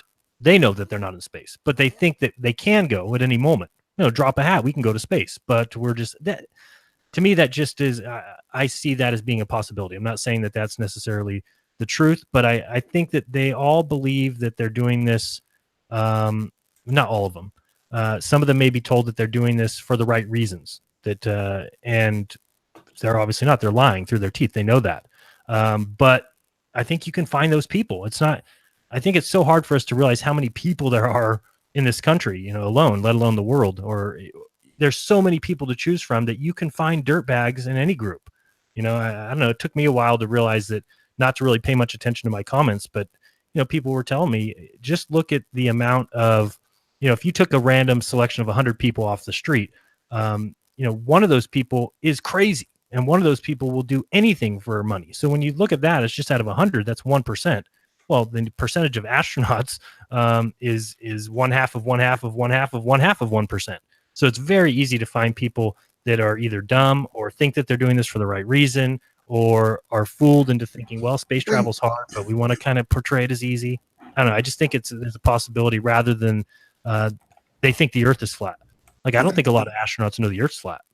Sadly, there's probably another reason, Jeran, and that's a precedent that was set. And that is when you join the firm, if you do even hint at maybe even safety issues, you could end up having your car shunted on a railway track. There you go. Beautiful. I love that. That's Thomas Ronald Barron. Yeah, no, absolutely. That's the thing. And then who's going to question those things? Who's going to come out and speak out against him? It's not safe. And people know that, right? Yeah. I mean, even everybody knows that. Made it onto the movie, but without the lemon incident, so to speak. So they drew attention to that character that put a lemon on top of the shuttle and moaned about the fact they couldn't communicate with the towers at NASA. But they didn't make the point about the lemon. Let's put it that way on the movie, from what I understand from Chocolate Sane, I think, was telling us about it. Oh, you haven't seen it either? No, I couldn't bear to, if I'm honest. No, me neither. No, the only person that I know that had said they seen it, but they said it was from Veritas Radio, Mel Fabregas, but he said it was the absolute worst movie he'd ever seen. So it's just weird to hear that from Mel, but I wouldn't go see it. But he said it was absolutely the most boring nonsense movie ever made. So interesting. That makes sense. The last sort of space movie that I can remember was The Right Stuff. 3 hours of very little about NASA and mostly about the Air Force, their trials and tribulations. But it was just dull. They kept it very boring and very long, and it won a load of awards. Sad. Yeah. Well, guys, I'm gonna wrap up. I know Jeran's desperate to get on, so I'm gonna thank everybody for showing up. Adam Meakin, so Iron Realm Media. We've got Sleeping Warrior, who's doing his master's degree. We've got Nathan Oakley, who's doing the debates. We've got Jeran, who's just perhaps the largest flat earther on the flat Earth debates. And everyone tuned in tonight to come and see little old me. So thank you very much for all showing up, and I appreciate everybody that's turned up in the chats. And I'll see you in the next show, hopefully very much. And see you again. Peace. Cheers, Randy. When are you going live?